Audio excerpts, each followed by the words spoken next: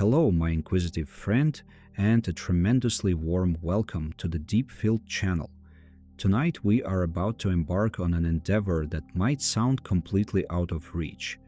We are going to traverse the entirety of the cosmos without ever leaving the exact spot where you are currently lying down. We aren't talking about the familiar universe of distant stars and swirling galaxies you usually picture before drifting off, but rather something far more personal, yet infinitely more expansive. We are going to plunge into the chemistry of the cosmos, exploring that unseen language reality uses to construct, sustain, and continuously reshape itself. And I promise to do my utmost not to make this subject so captivating that it keeps your eyes wide open until the sun comes up. However, before we set sail on this expedition, I would absolutely love to know in the comments which corner of the globe you are tuning in from tonight, and if lethargy has already overtaken your ability to type out words, just drop a simple hello. That tiny gesture signals to the algorithm that this is a welcoming environment, helping us guide more weary minds here to unwind alongside us. If you enjoy our scientific excursions, please leave a like and subscribe to the channel. And to those who are already part of our community, journeying with me every single week through these vast territories of knowledge, I offer my deepest and most heartfelt gratitude. Now, no matter where you happen to be, find a deeply comfortable position. If sleep begins to call, simply accept the invitation. Let us begin. Consider the air you just inhaled. Do not think of it as an abstract concept or a dry topic from a science textbook, but as a very real physical movement that just occurred inside your chest. The air flowed in, expanding your lungs, and something within that invisible current was captured by your cells. That something has a specific name: oxygen. And oxygen in turn is composed of something even smaller, even quieter, and far more fundamental. It is made of atoms. You just experienced a deeply intimate encounter with the chemistry of the universe, and you likely didn't even realize it. Most folks imagine chemistry as something confined to sterile laboratories. They picture glass flasks, brightly colored liquids bubbling away, and complex equations scrawled across chalkboards. But the chemistry we are going to explore tonight predates all of that. It is the chemistry that existed long before labs, before planets formed, before stars ignited, and before anything we could classify as alive came into being. It is the chemistry the universe itself has been practicing since its very first moment, executing it with a skill and patience that no human scientist could ever fully replicate. And here lies the initial surprise. The first of those mind-bending concepts that usually make us pause and stare wide-eyed at the ceiling. Almost everything in existence is composed of just three basic elements. 3. Hydrogen, helium, and a minuscule trace of lithium. Everything else, every bit of carbon in your body, all the iron in your blood, the calcium in your bones, and the oxygen you just breathed in accounts for less than 2% of the visible mass of the universe. 2%. You, this incredibly complex being who thinks, dreams, and feels, are constructed from rare cosmic leftovers. Let that concept settle in your mind for a moment. The universe is overwhelmingly made of hydrogen. This most basic of elements, consisting of a single proton with a lone electron orbiting it, makes up roughly 75% of all the ordinary matter we can detect. Helium, which is slightly more intricate with 2 protons and 2 neutrons in its nucleus, accounts for about 24%. Everything else, every other element on the periodic table, every material that makes up the planet you are resting on right now, and all the compounds driving your biology add up to that tiny remaining fraction. This brings us to the first misconception that needs to be gently dismantled. Many people are taught in school that the periodic table represents a list of the universe's ingredients in roughly equal proportions. It is as if the cosmos had a perfectly organized pantry with balanced amounts of every single element. That is simply not the case. The periodic table is much more like the menu of an incredibly exclusive restaurant, where the vast majority of orders are for just one or two dishes, while the rest exist in such minuscule quantities that they barely even make it onto the menu. Another widespread myth is the idea that atoms are solid objects like microscopic marbles. While this visual is handy for explaining certain basic concepts, it is profoundly misleading. An atom is almost entirely empty space. If you were to take the nucleus of a hydrogen atom and magnify it to the size of a soccer ball, the electron orbiting it would be located more than 20 kilometers away. Between that soccer ball and the distant electron, there would be absolutely nothing but empty space, a void, a complete absence of physical matter. This implies that you, currently resting in your bed, are mostly made of empty space. The solid surface you feel beneath your body is not solid in the way your brain interprets it. What you perceive as firmness is actually the electromagnetic force, the repulsion between the electrons in the atoms of your skin and the electrons in the atoms of your mattress.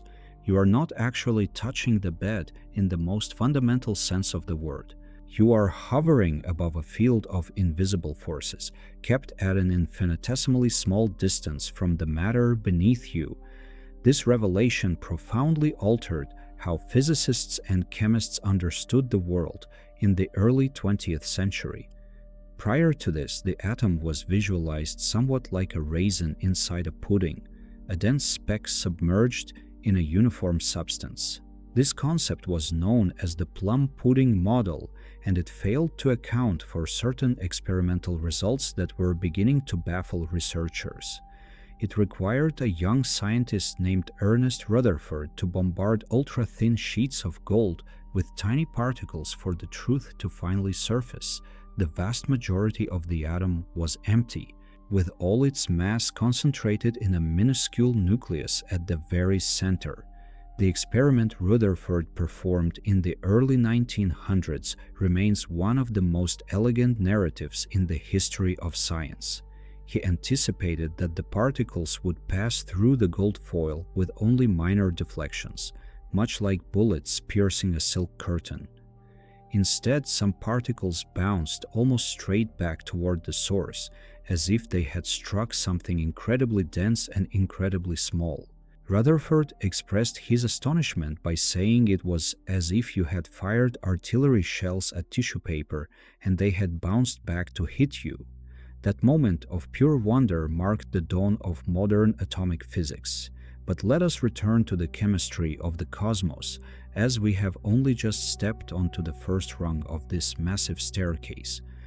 To comprehend how the universe converts hydrogen into carbon, iron, gold, and oxygen, we must first grasp what a chemical element actually is. The answer is simultaneously straightforward and profoundly deep. An element is defined entirely by the number of protons within its atomic nucleus. That is all there is to it. Hydrogen possesses 1 proton, carbon has 6, gold contains 79.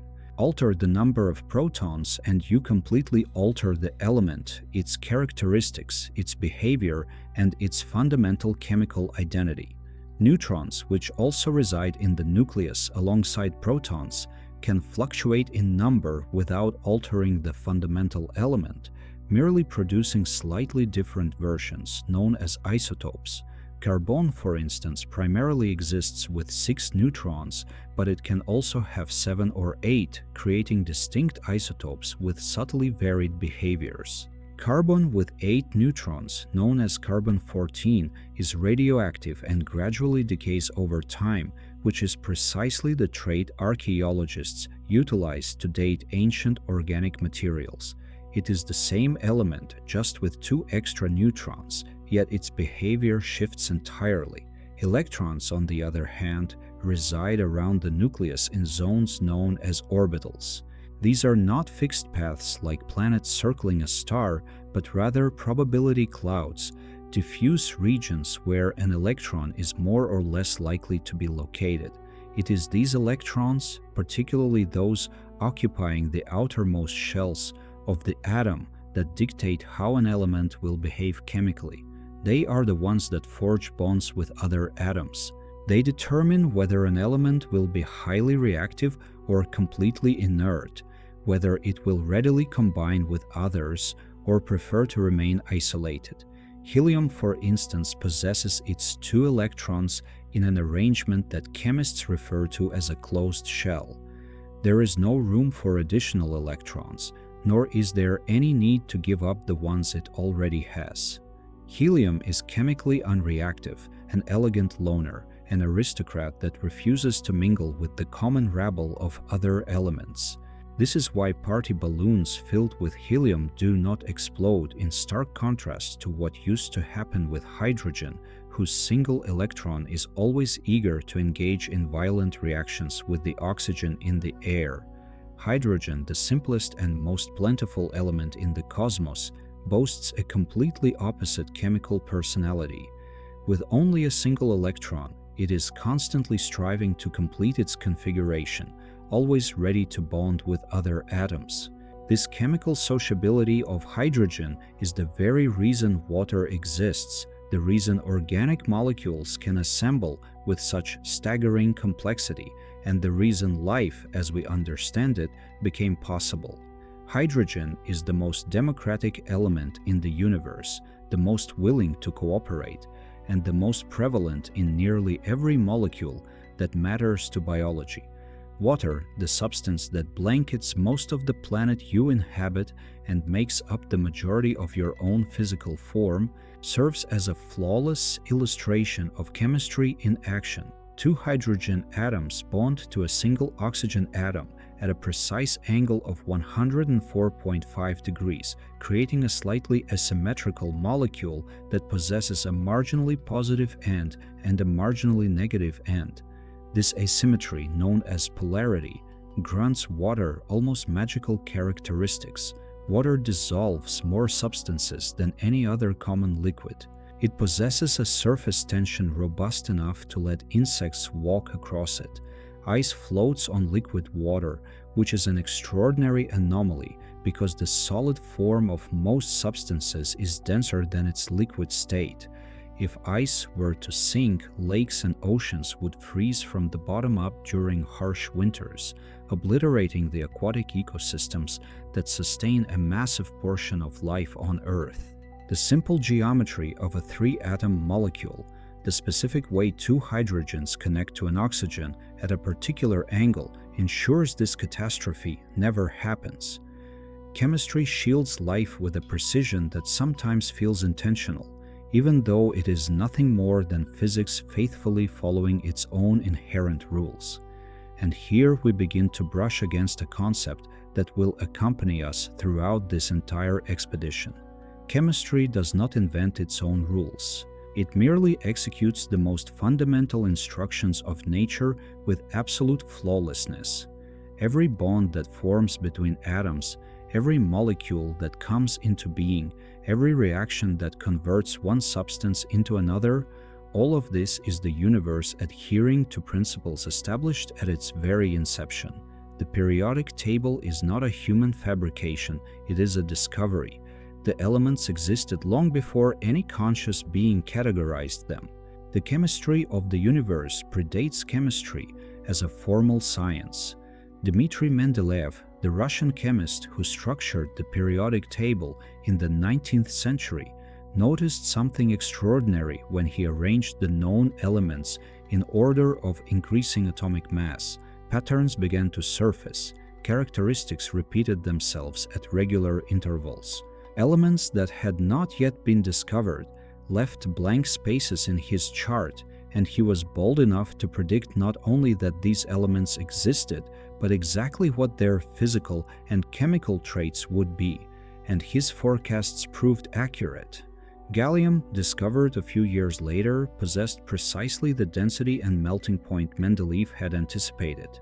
The periodic table turned out to be a window into a profound underlying structure of reality that humanity was only just beginning to perceive.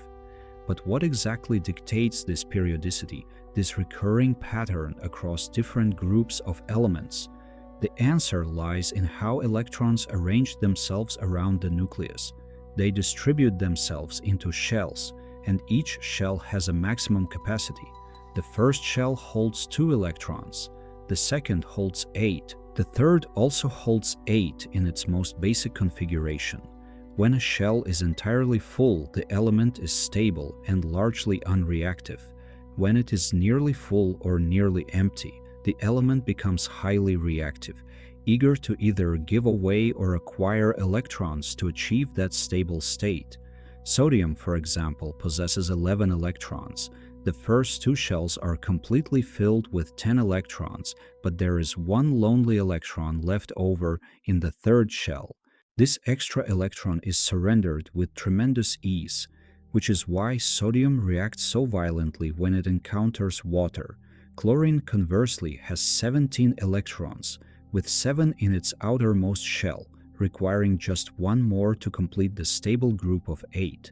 It accepts the electron that sodium so readily gives up, and together they form sodium chloride, the common table salt you likely have in your kitchen, a calm and useful substance born from a violent reaction between a metal that explodes in water and a toxic greenish gas.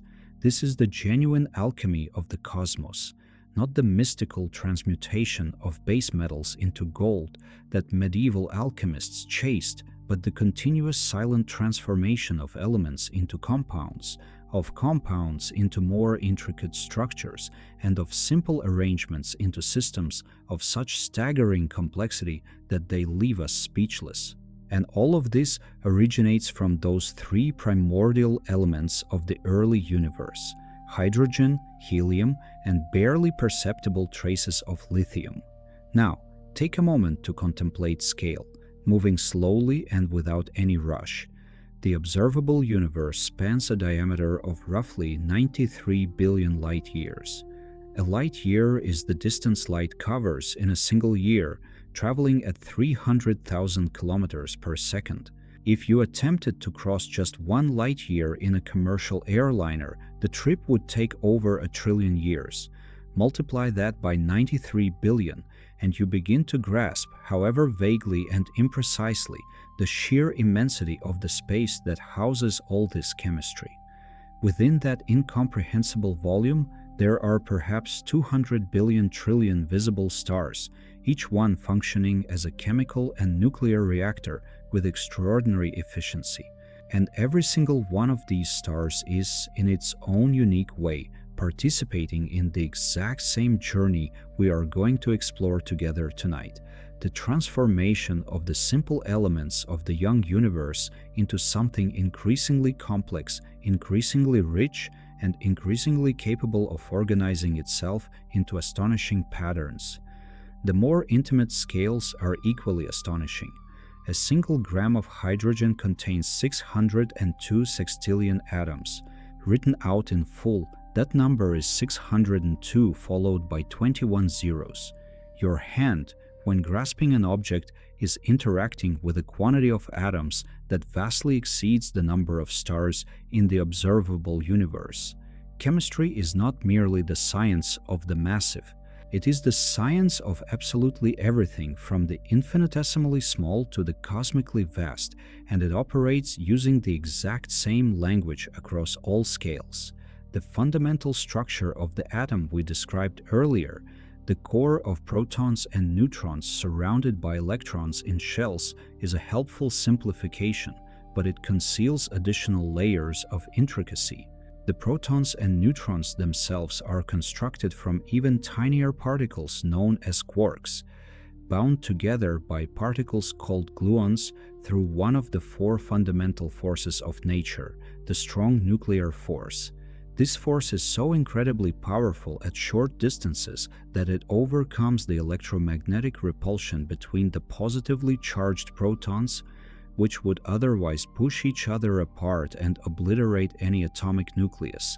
It is precisely this tension between opposing forces, the electromagnetic repulsion pushing protons apart and the strong nuclear force holding them together, that grants nuclear reactions an energy output so vastly different from ordinary chemical reactions. A chemical reaction releases energy on the scale of a few electron volts per atom. A nuclear reaction can unleash millions of times more energy. This colossal discrepancy is what makes stars the blazing furnaces they are, capable of burning for billions of years without burning out. And here we arrive at a quiet threshold in this initial segment of our journey.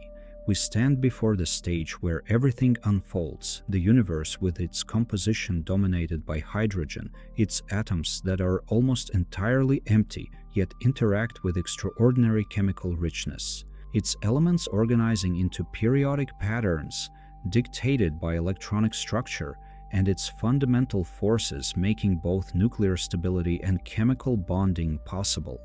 We have the actors and we have the stage. What we still lack is an understanding of how all of this moves, of where the impetus comes from that causes atoms to seek each other out, bond and transform. What causes a star to shine for billions of years, converting hydrogen into progressively heavier elements? What granted the young universe the capacity to emerge from primordial darkness and, over billions of years, construct structures as complex as a flower, a thought, or a symphony? That question is currently hovering above us like the final glimmer of light before the complete darkness of sleep takes over. The answer exists, it is beautiful, but it waits. There is a question humanity pondered for millennia before having the precise vocabulary to articulate it. It could be seen in the eyes of those watching a fire crackle in a cave, of those feeling the warmth of the morning sun on their skin, of those cooking raw food and realizing that something was shifting, that matter was transitioning from one state to another in ways that seemed almost magical. The question was not about forces or energies, it was simpler and far more profound than that. It was, where does heat come from? This inquiry spanned entire civilizations. The ancient Greeks had their mythological explanations, of course, but they also had Anaxagoras, who in the century before Socrates was born already proposed that the sun was not a deity, but a massive, incandescent, glowing rock floating in the sky. This concept was so alien to his era that it cost him his exile from Athens. Society was simply not prepared to accept that the celestial body worshipped for generations was, at its core, just extremely hot matter. Yet Anaxagoras had stumbled upon a truth even without the tools to fully comprehend it. The sun was indeed matter, and it was matter burning in a manner that no one would be able to explain for over 2,000 years. Picture a standard campfire. You gather dry wood, ignite it, and it burns for a few hours. The heat radiating from that fire originates from chemical reactions, the breaking and reforming of bonds between carbon, hydrogen, and oxygen atoms. It is, in a sense, a surface-level process. The outermost electrons of the atoms reorganize, release energy, and the fire manifests. Now imagine if the sun operated in the exact same manner. Imagine it was just a colossal sphere of cosmic coal. 19th century astronomers performed precisely this calculation, knowing the sun's mass and how much energy it emits every second. The outcome was deeply unsettling. If the sun were made of coal and burning via chemical combustion, it would have lasted a few tens of thousands of years at most.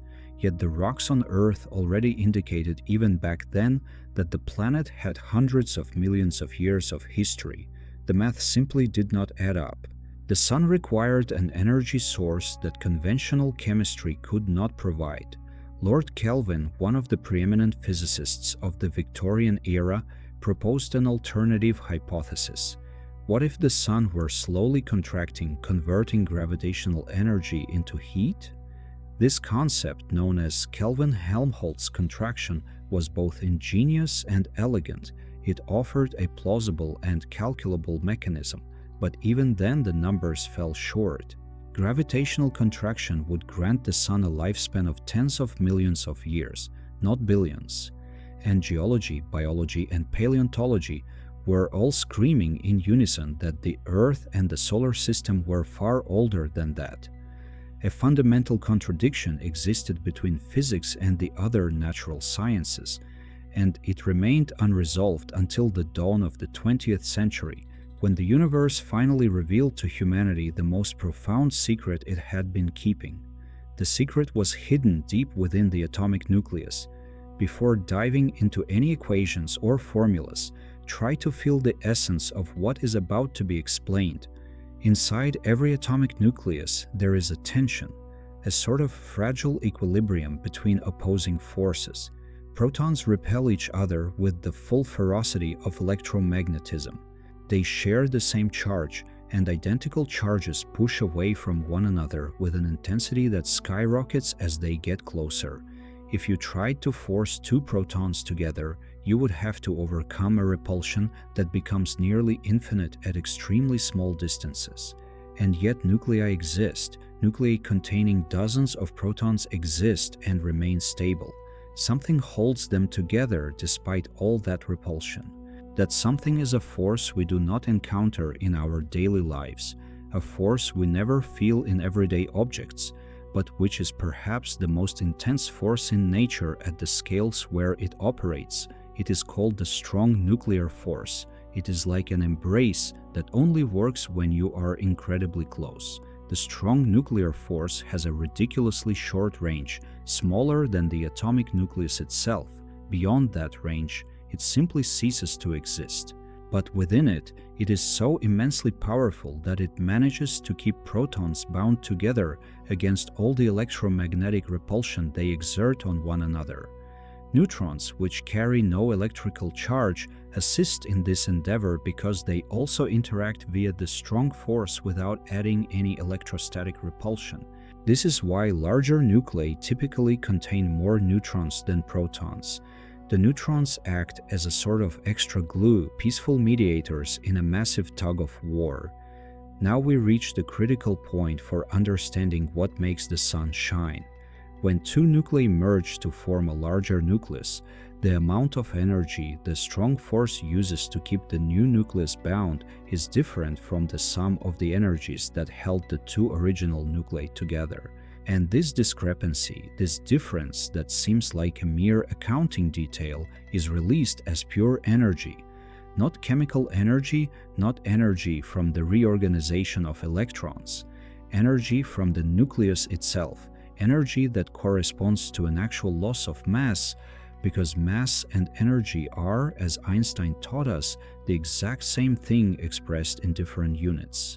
The famous equation relating energy, mass, and the speed of light squared is not just a pretty formula on a chalkboard. It is a description of a fundamental fact about reality. Matter can transform into energy, and when this happens, inside the sun, the result is light that travels through space and warms planets. Einstein was not thinking about stars when he formulated the theory of special relativity in 1905. He was pondering electricity and magnetism, conducting thought experiments involving trains and lightning strikes, and wrestling with mathematical inconsistencies that bothered him in existing theories. He was a patent office clerk in Bern, a 26-year-old who still hadn't secured an academic position, publishing scientific papers in his spare time. And in that miraculous year, he published not just one, but 4 papers that forever altered the course of physics. The relationship between mass and energy was almost an afterthought, a natural consequence that emerged from the theory rather than its primary objective.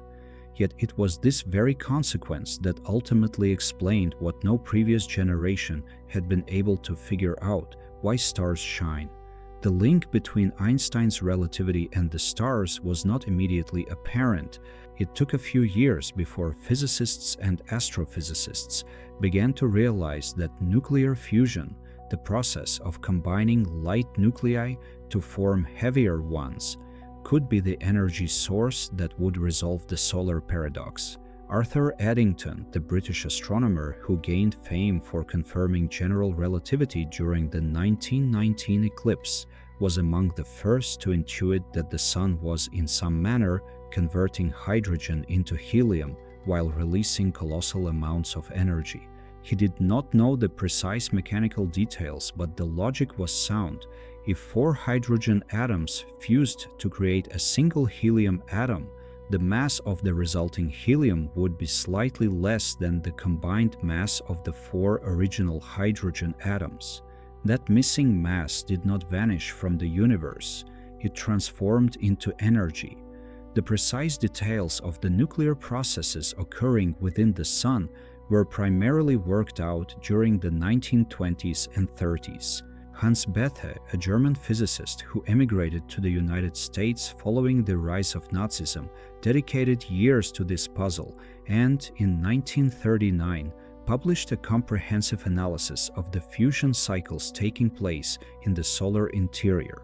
He was awarded the Nobel Prize in Physics decades later, in 1967, partly in recognition of this work. What Bethe described using mathematical language was, in its essence, a dance of nuclei occurring at unimaginable temperatures and pressures, a dance that has been ongoing for roughly 4.6 billion years and will continue for approximately another 5 billion years in the case of our Sun. To truly grasp the scale of this, think of it this way: every single second inside the Sun, roughly 600 million tons of hydrogen fuse to create about 596 million tons of helium. The 4 million tons that vanish are converted into energy. But the numbers here are deceptive because the human mind lacks an intuitive scale for millions of tons of hydrogen per second. What the mind can intuit is something else. The Sun is losing mass, it is consuming itself.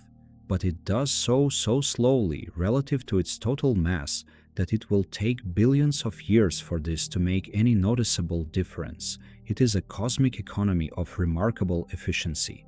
And then there is a law that governs not just nuclear fusion, but the entire movement of energy throughout the observable universe. It is a law that admits no exceptions, knows no boundaries, and applies equally to the core of a star and the interior of a living cell.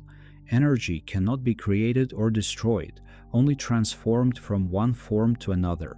This is the first law of thermodynamics, and it establishes a sort of universal accounting system that no physical process has ever violated. All the energy the Sun emits originated somewhere.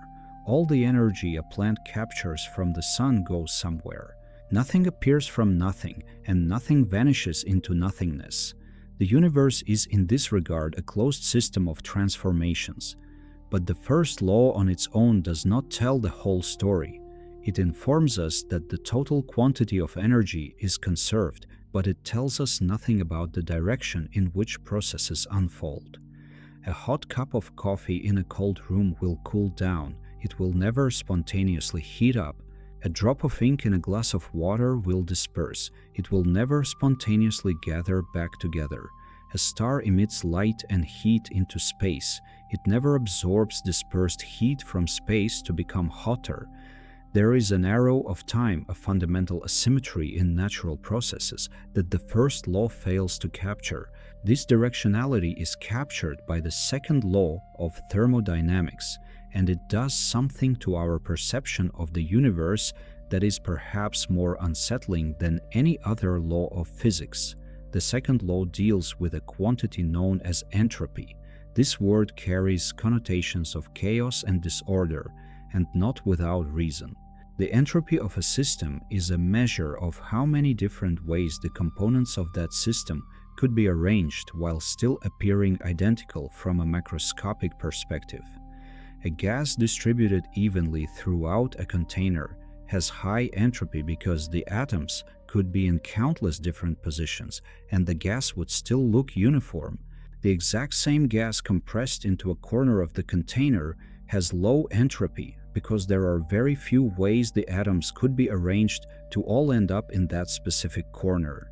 And the second law dictates spontaneous processes always progress towards states of higher or equal entropy. The universe, viewed as a whole, is constantly increasing its entropy. This might seem rather bleak. And indeed, there is a melancholic romance in the idea of the universe as a machine that dissipates, gradually losing order until a hypothetical heat death, where everything is in equilibrium and nothing else can ever happen. But there is something extraordinary that the second law also reveals when we look a bit closer. The fact that the universe as a whole is heading toward greater entropy does not prevent localized regions, at the expense of increasing entropy elsewhere, from creating order, complexity, and structure. A star radiating heat into space is increasing the total entropy of the universe, but that very same heat, upon reaching a planet at just the right distance, can fuel processes that generate complex molecules, chemical cycles, and structures of astonishing organization. Global disorder pays for the local pocket of order. Life, when it eventually enters this narrative, will be the most extreme example of this. But even before life emerges, the chemistry of the universe already demonstrates this principle in a spectacular fashion. Molecules form because their creation, while generating local order, releases heat into the environment and increases total entropy. Stars form due to gravity, which compresses diffuse gas into a dense structure, but this gravitational collapse generates heat that is radiated into space, increasing the entropy of the interstellar medium. The universe appears to create structure as a byproduct of the process of dissipating. It is an elegant irony that sits at the very heart of everything. Rudolf Clausius, the 19th century German physicist, who mathematically formulated the concept of entropy, had no way of imagining the cosmic implications of what he was describing. He was working with steam engines, tackling practical problems related to industrial efficiency. The Industrial Revolution demanded more powerful engines, and physics needed to understand the fundamental limits of how much work could be extracted from heat. Clausius and his contemporary William Thomson, the very same Lord Kelvin mentioned earlier, jointly laid the foundations of classical thermodynamics. Without them, there would be no rigorous understanding of what energy, work, heat, and efficiency actually mean. And without that understanding, all of 20th century physics, including the astrophysics of stars, would have taken much longer to develop. There is also a third law of thermodynamics, more technical than the previous ones, which establishes that the entropy of a perfect crystal at absolute zero temperature is exactly zero. This is significant because it defines an absolute reference point for the entropy scale, but its deeper relevance lies in demonstrating that absolute zero, the temperature at which all thermal motion would completely cease, is an asymptotic limit that matter can approach but never actually reach. This is not a technological limitation that could be overcome with better equipment. It is a fundamental limitation of reality. Motion cannot be entirely stripped from matter because quantum mechanics, as we will see later in this journey, guarantees a minimum baseline of energy that persists even in the lowest possible energy state. And then we arrive at a principle that is perhaps the most elegant of all conservation principles in physics, a principle that links mathematical symmetry to physical reality in a way that seems almost supernatural in its depth. Emmy Noether, a German mathematician who worked in the early 20th century, proved that every symmetry in a physical system corresponds to a conservation law. If the laws of physics are identical today and tomorrow, if the universe possesses temporal symmetry, then energy is conserved. If the laws of physics are identical here and there, if the universe possesses spatial symmetry, then linear momentum is conserved. If the laws of physics remain the same regardless of how you orient your coordinate system, if there is rotational symmetry, then angular momentum is conserved. Noether's theorem is not merely a mathematical curiosity, it is a window into the deep structure of reality, a revelation that the conservation laws which seem to be discovered empirically, which appear to be generalizations drawn from experiments, are actually necessary consequences of the universe's symmetry. Stars conserve energy because the universe is the same right now as it was a second ago. Planets remain in orbit because space does not have a privileged direction, and this symmetry, this uniformity of the universe in relation to itself, is one of the most mysterious and beautiful things physics has ever uncovered. Why does the universe possess these symmetries? No one knows. But it is from them that all chemistry, all physics, and all existing structure emerge as an inevitable consequence. Noether lived a life characterized by institutional exclusion. She was a woman in an era when German universities did not permit women to serve as formal professors. She lectured for years without pay by special permission, facing resistance from colleagues who deemed it inappropriate for a woman to teach men. Einstein and Hilbert, two of the greatest mathematicians and physicists of the time, wrote in her defense, but the restrictions persisted for a long time. She was eventually expelled from Germany with the rise of Nazism because she was Jewish, and she found refuge in the United States, where she taught at Bryn Mawr College until her premature death. The theorem bearing her name is considered by many physicists to be the most important mathematical result of the 20th century. Let us return to the stars, because it is within them that all these laws converge in a spectacular display of chemical consequences. A star like the Sun is essentially a battle in perfect equilibrium. Gravity pulls everything inward, striving to collapse the massive bulk into something smaller and denser. The pressure generated by the heat of nuclear fusion pushes everything outward. As long as these two opponents remain balanced, the star stays stable, spherical, and bright. But this equilibrium is not static. It is dynamic, alive, pulsing on a timescale that vastly exceeds human experience. At the very center of the Sun, the temperature hovers around 15 million degrees Celsius. The pressure is hundreds of billions of times greater than the atmospheric pressure we experience on Earth's surface. Under these conditions, no molecule can survive, no chemical bond can endure. Electrons are stripped from nuclei and wander freely. What exists is a plasma, a state of matter where nuclei and electrons coexist in chaotic freedom, colliding with one another with such high energies that eventually two hydrogen nuclei manage to get close enough for the strong nuclear force to capture them, initiating the chain of reactions that produces helium and energy. Each of these individual fusion events is a microscopic occurrence, an encounter between two nuclei that lasts for an incomprehensibly tiny fraction of a second. But the Sun contains an amount of hydrogen that defies any attempt at visualization. And what happens when this microscopic encounter, this localized fusion between two nuclei, repeats not 1,000 times, not 1,000,000 times, but in numbers that exceed any everyday counting system simultaneously over billions of years, within a volume that could hold more than 1,000,000 Earths inside it? The result of these microscopic encounters, multiplied by quantities that human language was never built to name, is something that completely transcends the scale of each individual fusion. It is not merely about more energy being produced, it is about an organization that emerges from the chaos, a geometry that settles into the heart of a star without any single hydrogen nucleus planning to participate in it, without any particle consulting the others about the pattern they were collectively constructing. The first thing this immense scale produces is a gradient. At the center of the Sun, where the pressure is most intense and temperatures reach values that make the outer region seem cold. By comparison, the rate of fusion is at its absolute maximum.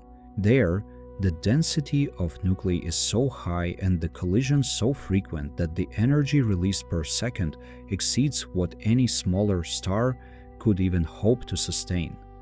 But as we move away from the core, the pressure gradually drops, the temperature falls, and fusion events become increasingly rare. What exists, therefore, is not a uniform energy source spread evenly throughout the star, but a concentric structure like the layers of an onion, with radically different physical properties at every depth. This gradient is not static, it is dynamic, alive, and pulsing.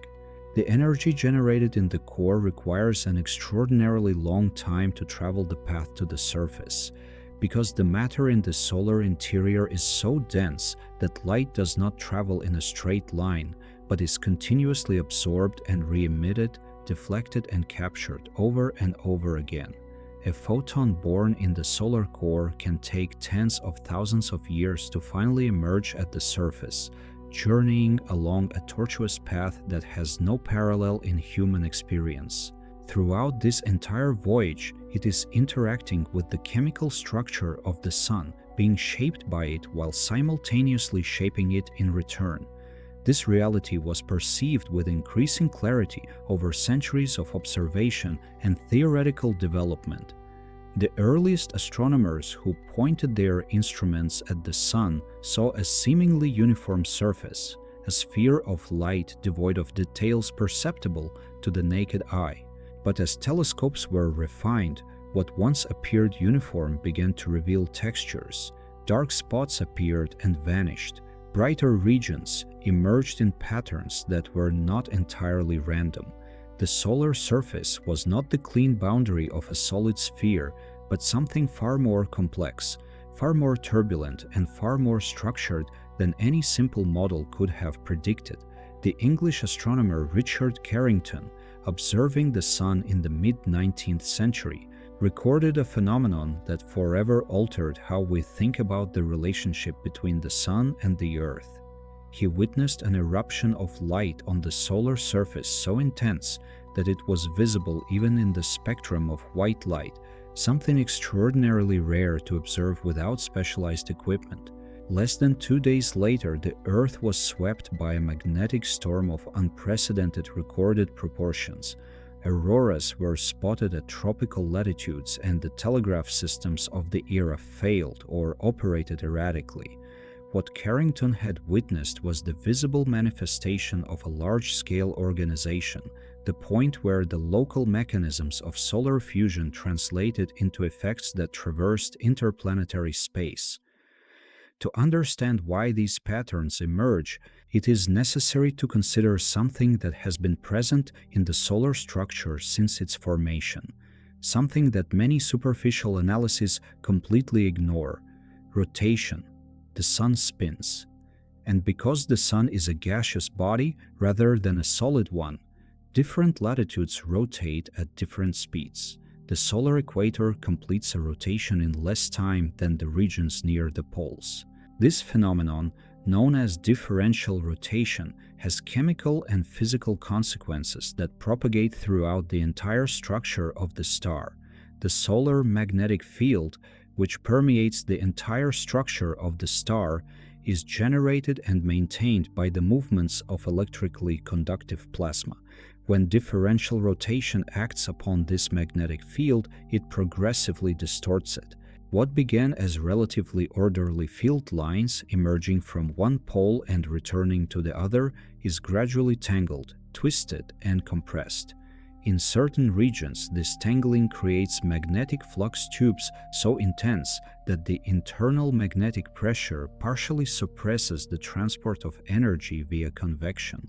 These regions become slightly cooler than their immediate surroundings and appear as dark spots on the solar surface, the sunspots that generations of observers recorded without initially grasping their profound nature. The organization of these spots is not random. They tend to appear at specific latitudes, and over a cycle lasting approximately 11 years, they first emerge at higher latitudes and progressively migrate toward the equator. This pattern, known as Spörer's law in honor of the German astronomer Gustav Spörer, who systematically described it, reveals an underlying logic in the spatial distribution of intense magnetic activity. It is not a uniform distribution. It is an organization that emerges from the interaction between differential rotation, plasma convection, and the global magnetic field, without any of these individual elements containing the complete information of the resulting pattern. What makes this organization particularly remarkable is that it represents exactly the type of order that arises from complex systems. Every individual convection cell in the solar interior obeys simple physical laws. Hot plasma rises, cools near the surface, and sinks back down. That is the entirety of the local instruction available to each parcel of plasma. But when trillions of these cells interact with one another, when the magnetic field acts as a medium through which information about distant movements is transmitted instantaneously, and when differential rotation adds a global asymmetry to the system, the result is a planetary scale organization that was not contained within any of the individual elements. 20th century scientists who studied these patterns in greater depth discovered additional layers of organization that direct observation of the surface could never reveal. Helioseismology, which uses the vibrations of the solar surface in a manner analogous to terrestrial seismology, allowed researchers like Douglas Goff and Jürgen Christensen Dalsgaard to map the solar interior with a precision that would have seemed impossible just a few decades prior. What these studies revealed confirmed and vastly expanded the model of a star with a complex radial structure, but it also brought surprises. The radiative zone, the layer immediately outside the core where energy propagates through progressive absorption and re-emission, rotates almost like a solid body, with a relatively uniform angular velocity at all depths. But the outer convective zone, where the plasma boils and circulates in massive cells, exhibits the differential rotation that distorts the magnetic field. At the boundary between these two regions lies a shear layer, a zone where rotation speeds change abruptly, creating favorable conditions for the generation and amplification of the global magnetic field. This is the solar dynamo, the mechanism that not only maintains the star's magnetic field, but causes it to oscillate in predictable cycles of activity. The realization that the Sun has cycles of magnetic activity did not come from a single dramatic observation, but from decades of patient cataloging. Samuel Heinrich Schwabe, a German pharmacist who dedicated his mornings to observing sunspots in the first half of the 19th century, systematically recorded the number of visible spots over many years.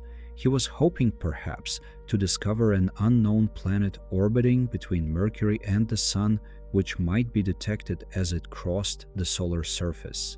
He did not find the planet, but he found something far more profound: periodicity. The spots increased and decreased in number over a regular cycle. What Schwabe discovered patiently day after day over 17 years of observations was the superficial manifestation of a deep self-organizing process operating in the bowels of the star. This cyclical regularity has implications that extend far beyond solar astronomy. It reveals that even in a system governed by deterministic equations, the complexity of interactions can produce oscillatory behaviors that seem, at first glance, almost biological, almost alive. The star breathes, in a sense. It transitions back and forth between states of higher and lower magnetic activity with a regularity that allows for predictions, not because some external control mechanism imposes this rhythm, but because the equations governing the magnetohydrodynamics of the plasma applied to the spherical geometry and specific differential rotation of the Sun naturally yield oscillating solutions. Two 11-year cycles combine to form a complete 22-year cycle in which the Sun's global magnetic field returns to its original configuration. This is known as the Hale cycle, named in honor of George Ellery Hale, who discovered that sunspots in opposite hemispheres exhibit opposite magnetic polarities, and that this symmetry reverses from one cycle to the next. Hale was an observer of extraordinary talent, someone who possessed the rare gift of building instruments and intuition simultaneously. And his discovery of the magnetic properties of sunspots in the early 20th century definitively transformed astrophysics from a descriptive science into one capable of investigating deep physical mechanisms. All this cyclical order, all this large-scale organization emerges from the exact same turbulent plasma, the exact same chaos of nuclei and electrons we discussed earlier. The turbulence does not vanish. It is present at every scale, creating fluctuations, disrupting patterns locally, and injecting unpredictability into every specific point of the system. But turbulence and order are not incompatible opposites. They coexist at different scales, and it is precisely from the tension between them that the richest patterns emerge. Small-scale turbulence feeds the dynamo that creates large-scale order. Large-scale order creates the conditions that structure small-scale turbulence. It is a dialogue between scales, a bidirectional flow of information and influence that no 18th century physicist could have ever imagined. The chemical distribution of elements throughout the life of a star also organizes itself into patterns that reflect this structure. In the core, where fusion occurs, hydrogen is progressively consumed and helium accumulates. But this accumulation is not uniform throughout the entire star. The convective zone, where the plasma mixes continuously, tends to homogenize local compositions. The radiative zone, where transport is slower and the plasma does not mix convectively, maintains compositional stratifications that can persist for long periods. The result is a star that is chemically heterogeneous in its interior, with composition gradients that record the history of its fusion activity over billions of years. This chemical heterogeneity has structural consequences. The opacity of solar matter, meaning the ease with which it absorbs and re-emits radiation, depends on its chemical composition. Regions with different abundances of helium and hydrogen transport energy in different ways, influencing the location of the boundaries between the radiative and convective zones. There is therefore a coupling between the chemical evolution and the structural evolution of the star, a feedback loop between what the star is made of and how it functions, which persists throughout its entire life. The patterns that form in the solar photosphere, the visible layer of the surface, illustrate this coupling in a way that can be appreciated visually. Solar granulation, visible with high-resolution telescopes, shows convection cells that cover the entire surface, each with a bright center where hot plasma emerges and darker edges where it cools and sinks. These cells are typically the size of a medium-sized country on Earth, and they live for about 10 minutes before dissolving and being replaced. Beneath them lie supergranules, much larger convection structures that persist for days. And there is evidence of even larger structures, global-scale convection cells, that influence the transport of the magnetic field across latitudes and longitudes. Every level of this hierarchy of convective structures exists, because the physical conditions at different depths favor different scales of movement. It is a multiscalar organization, where patterns at each level influence and are influenced by patterns at adjacent levels. No single scale is privileged. No scale is independent of the others. It is a completely interconnected system that appears simple when viewed from afar, like a uniform sphere of light, but which reveals increasing structural depths with every increase in observational resolution. This type of multiscalar hierarchical organization is not unique to the Sun. It is a characteristic that reappears in all sufficiently complex physical systems, from terrestrial oceans to planetary atmospheres, from galaxies to galaxy clusters. The universe seems to have a propensity to create structures at multiple scales simultaneously, and this is no accident. It is a consequence of physical laws which, in virtually every relevant parameter regime, produce instabilities that structure what was uniform, differentiations that organize what was homogeneous, and patterns that emerge from what appeared to be chaos. When we look at the Milky Way as a whole, we see the exact same logic operating on a much grander scale. Stars are not distributed uniformly through space. They organize themselves into spiral arms, structures that persist for hundreds of millions of years, despite being composed of individual stars that constantly enter and exit them. Much like a traffic jam persists even though the individual cars comprising it are in constant motion. The galaxy is an emergent structure of density waves propagating through the stellar disk, compressing the clouds of gas and dust that the spiral arms contain, triggering star formation and distributing the chemical products of stars that explode at the end of their lives. Within this galactic chemical distribution, there is an organization that was only clearly perceived in the second half of the 20th century, when spectroscopy became sophisticated enough to measure the chemical compositions of stars in different regions of the galaxy with reasonable precision. Older stars, formed when the galaxy was young and poor in heavy elements, tend to concentrate in the galactic halo, a roughly spherical structure enveloping the disk.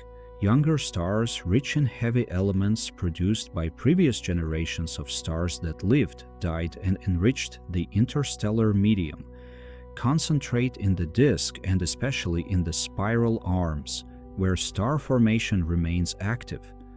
Thus, there is a radial chemical gradient in the galaxy. Regions near the galactic center, which have experienced higher rates of star formation and evolution throughout the galaxy's history, are generally richer in metals, as astronomers call all elements heavier than helium, than regions at the outer edges of the disk. This gradient is not a discontinuity, but a smooth variation reflecting the history of accumulated chemical enrichment over billions of years of galactic evolution. It is like a chemical memory inscribed in the spatial distribution of elements, a record of where and when past generations of stars lived and died.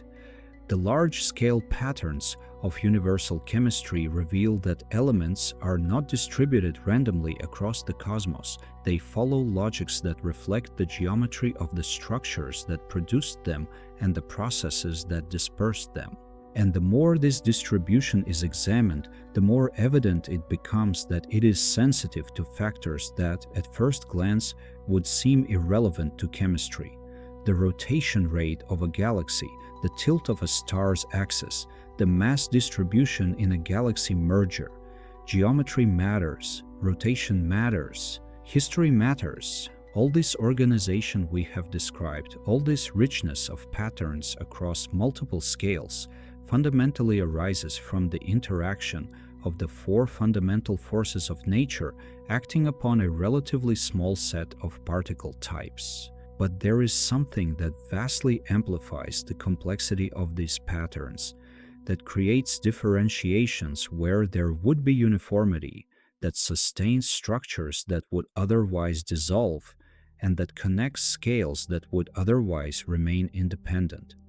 Without this ingredient, galaxies would be simpler in their structure, stars in their atmospheres, and chemical dispersion patterns in interstellar space would be smoother, more monotonous, and less rich.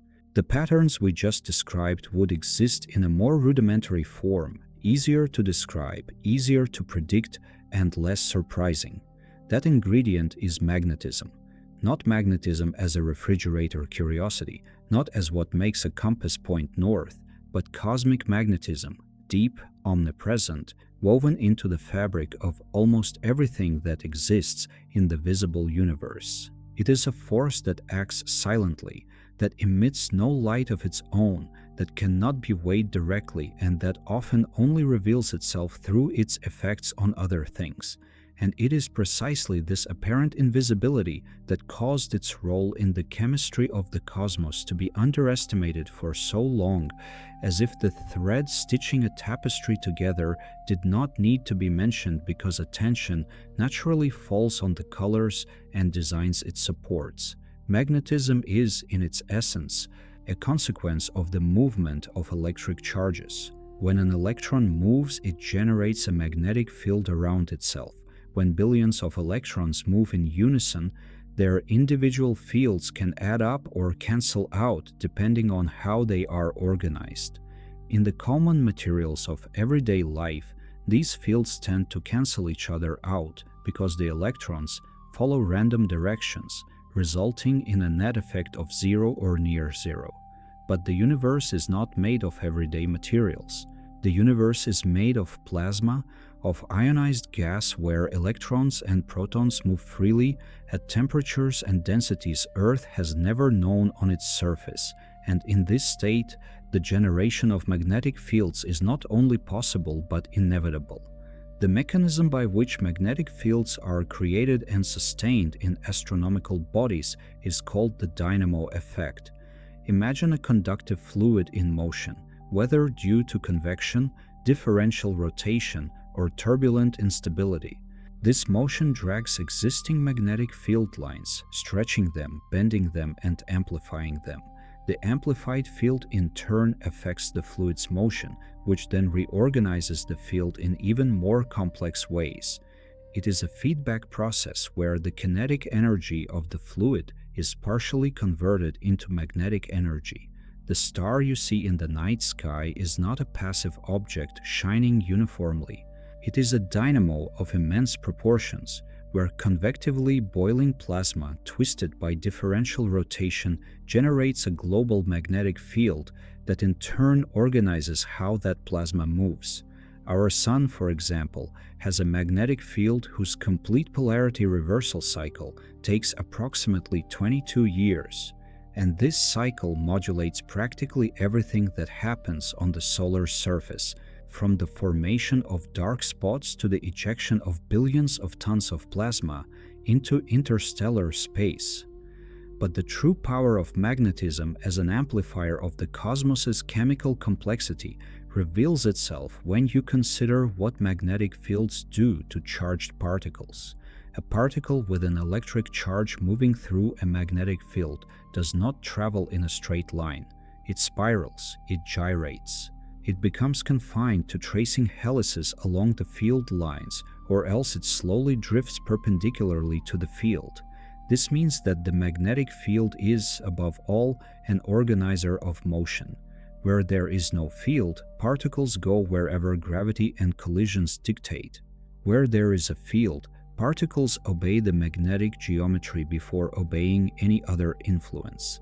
Interstellar space, far from being an inert vacuum, is threaded with magnetic fields on the order of microgauss, which is a minuscule unit by terrestrial standards, but sufficient to direct the motion of protons and electrons across scales spanning hundreds of light years. So-called cosmic rays, particles accelerated to near light speeds by events like supernova explosions, do not travel in straight lines through interstellar space. They are deflected, trapped, and redirected by the galactic magnetic field surrounding them, and this confinement process determines how long they remain in the galaxy before escaping, which in turn determines the rate at which they ionize the interstellar gas, which in turn affects the chemistry of that gas, the rate of star formation it can sustain, and the distribution of elements that new stars will eventually form. Sunspots are one of the oldest visible manifestations of cosmic magnetism. Chinese astronomers recorded them over 2,000 years ago, drawing dark circles on the sun's disk as inexplicable imperfections. Galileo observed them with his telescope and used them to demonstrate that the sun rotates, because the spots moved from one side of the disk to the other over the course of days. But it was not until the 20th century that the Zeeman effect technique allowed the measurement of the magnetic field within these regions, revealing that sunspots are points where magnetic field lines emerge or plunge into the solar surface with intensities thousands of times greater than the average global field. This concentrated field inhibits local convection, preventing heat from the solar interior from reaching the surface normally at that point, which causes the temperature there to drop relative to the surroundings and produces the dark appearance. A typical sunspot has a diameter several times larger than the entire Earth, and the magnetic fields within it are so intense that they completely reorganize the structure of the solar atmosphere above it, channeling plasma into arches called prominences, which rise tens of thousands of kilometers and sometimes detach in an explosion called a coronal mass ejection. These coronal mass ejections are perhaps the most dramatically chemical expression of solar magnetism. When the magnetic field lines in an active region of the solar surface twist too much, when the energy stored in the field exceeds what the configuration can sustain, magnetic reconnection occurs. This is a process where opposing field lines approach, break, and recombine into a different geometry, suddenly releasing the accumulated magnetic energy as kinetic and thermal energy. The adjacent plasma is violently accelerated, heated to tens of millions of degrees, and part of it escapes into space as a magnetized cloud that can contain the mass of tens of billions of tons. When this cloud eventually encounters the magnetic field of a planet, a fascinating interaction occurs. The planetary field deflects and channels the charged particles from the solar cloud, and where these particles encounter the planet's upper atmosphere, they excite the nitrogen and oxygen atoms present there, causing them to emit light at specific wavelengths. On planet Earth, this phenomenon is called the aurora borealis in the northern hemisphere and the aurora australis in the southern hemisphere. The colors you see in an aurora are not arbitrary. They are chemical signatures. The most common bright green comes from excited atomic oxygen at altitudes of about 100 kilometers. The rarer red comes from the same oxygen, but at much higher altitudes, where the density is extremely low and the atom has time to emit in a forbidden transition that would normally be suppressed by collisions. The blue and violet come from molecular nitrogen. The aurora is, quite literally, the universe writing the periodic table in light across the sky. The Earth's magnetic field, generated by the dynamo of the liquid iron-nickel outer core, is not just aesthetically responsible for the auroras, it is chemically responsible for the existence of the biosphere. Without this shield, the solar wind would erode the Earth's atmosphere over millions of years, just as it likely did to the primitive atmosphere of Mars when the Martian dynamo ceased functioning billions of years ago. The water that exists on the surface of Mars today, all of it solid and buried, is a relic from a time when the planet had a magnetic field, a dense atmosphere, and liquid oceans. The loss of the field was the loss of the chemical protection that kept the planet habitable. In the case of Earth, the magnetic field is not stable. It varies continuously in intensity and geometry, and in recent centuries it has been gradually weakening. Paleomagnetic records preserved in volcanic rocks show that the field has reversed hundreds of times throughout geological history, with the magnetic North Pole becoming the South Pole and vice versa. During these reversals, which can last thousands of years and go through phases of very complex geometry with multiple magnetic poles, protection against the solar wind is reduced. It is not clear if these reversals caused mass extinctions, but they certainly altered the distribution of cosmic radiation reaching the surface, which has chemical implications for living organisms. On a much larger scale, the magnetic fields of galaxies are an essential ingredient in understanding how elements are distributed through interstellar space. The interstellar medium is not homogeneous.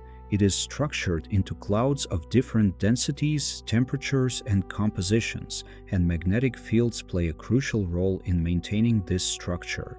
Cold molecular clouds, where atoms combine into complex molecules like carbon monoxide, water, ammonia, formic acid, and even organic molecules with dozens of atoms only exist because they have sufficient density to shield themselves from the ultraviolet radiation of nearby stars, and magnetic fields help sustain this density by providing additional pressure that slows gravitational collapse. Thus, the magnetic field regulates the rate at which the gas in a cloud transforms into new stars. A cloud with a strong magnetic field collapses more slowly, giving time for chemistry to develop, for complex molecules to form on the surfaces of dust grains, and for deuteration, fluorination, and other isotopic exchange processes to imprint chemical marks on the gas that eventually enters new stars and planets. The duality of magnetism as both organizer and disruptor is clearly seen in relativistic jets. When matter falls onto a supermassive black hole, part of that accretion energy is not emitted as isotropic light, but is channeled into two opposing jets perpendicular to the accretion disk, extending over distances that can exceed 1,000,000 light-years. The mechanism creating these jets involves magnetic fields twisted by the rotating disk, which confine the plasma into narrow beams and accelerate it to near light speeds. These jets, as they sweep through the interstellar medium of surrounding galaxies, are responsible for distributing energy, metals, and ionized plasma on colossal scales. They heat the gas in galaxy clusters, inhibiting the cooling that would lead to excessive star formation. They deposit heavy elements at enormous distances from the sites where they were synthesized in stars, and they do all this while carrying magnetic fields that expand and reorganize along their path. Very long baseline interferometry has allowed astronomers to map these jets with an angular resolution equivalent to distinguishing an object the size of an orange on the surface of the Moon as seen from Earth. And what is seen is astounding. Structure within structure, bright knots where the jet impacts obstacles in the interstellar medium, twists and oscillations that record instabilities in the central source, and helical magnetic fields wrapping the jet like a serpent. Every detail is a clue about the physical and chemical processes occurring in the vicinity of one of the most extreme objects the universe produces. When a listener looks at a photograph of a galaxy with jets, what appears to be merely bluish light emerging from a compact core is actually the visual evidence of electrons spiraling in magnetic fields and emitting light through a process called synchrotron radiation, which is the same physics that occurs in human-built particle accelerators, but operating on scales and at energies that no terrestrial engineering could replicate. There is a way to perceive cosmic magnetism that is, quite literally, within reach. Interstellar dust grains, microscopic fragments of silicates and carbon floating in the space between stars are slightly elongated, and when a weak magnetic field surrounds them, the grains align with their long axis, perpendicular to the field lines. This alignment causes the light from distant stars passing through dust clouds to become polarized, meaning the vibration of the light's electric field will prefer a specific direction instead of vibrating randomly in all directions. When astronomers measure this polarization of starlight, they are essentially mapping the interstellar magnetic field integrated over thousands of light years, using distant stars as background light sources and the dust as a natural polarization analyzer. It is a magnetic telescope built by the cosmos itself, using starlight to reveal fields that would otherwise be completely invisible. On the surface of the Earth, there are moments when cosmic magnetism becomes almost tangible. When a severe geomagnetic storm occurs, caused by a coronal mass ejection sweeping past the terrestrial field, power distribution systems can be affected, long-distance radio communications are disrupted, and auroras can be seen at latitudes that would normally never see them. In March of 1989, an intense geomagnetic storm brought down the entire power grid of the province of Quebec in Canada in less than 90 seconds. In September of 1859, the Carrington event, the largest recorded geomagnetic storm, caused telegraph wires worldwide to generate spontaneous electrical currents without any external power source, and telegraph operators reported being able to send messages with their equipment disconnected from batteries, using only the electricity induced by the storm. If an equivalent event were to strike the Earth today, modern technological infrastructure, which is far more dependent on electricity and electronics than that of the 19th century, would suffer damage of proportions difficult to quantify. When you lie down to sleep tonight and close your eyes, consider that within every cell of your body there are electrons moving, and this movement creates tiny magnetic fields that interact with external fields.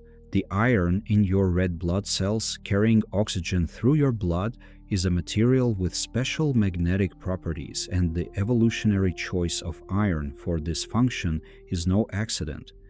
It is a chemical choice that echoes the abundance of iron in the universe, forged in generations of stars before the solar system even existed. The electrical impulses traveling through your neurons as you read these words generate magnetic fields that can be measured with sensitive instruments placed outside the skull in a technique called magnetoencephalography. Your thought has a magnetic signature, and that signature, however small, is part of the same continuum of phenomena that stretches from sunspots to quasar jets, all governed by the same fundamental physical law that Faraday and Maxwell codified in the 19th century. The system appears robust.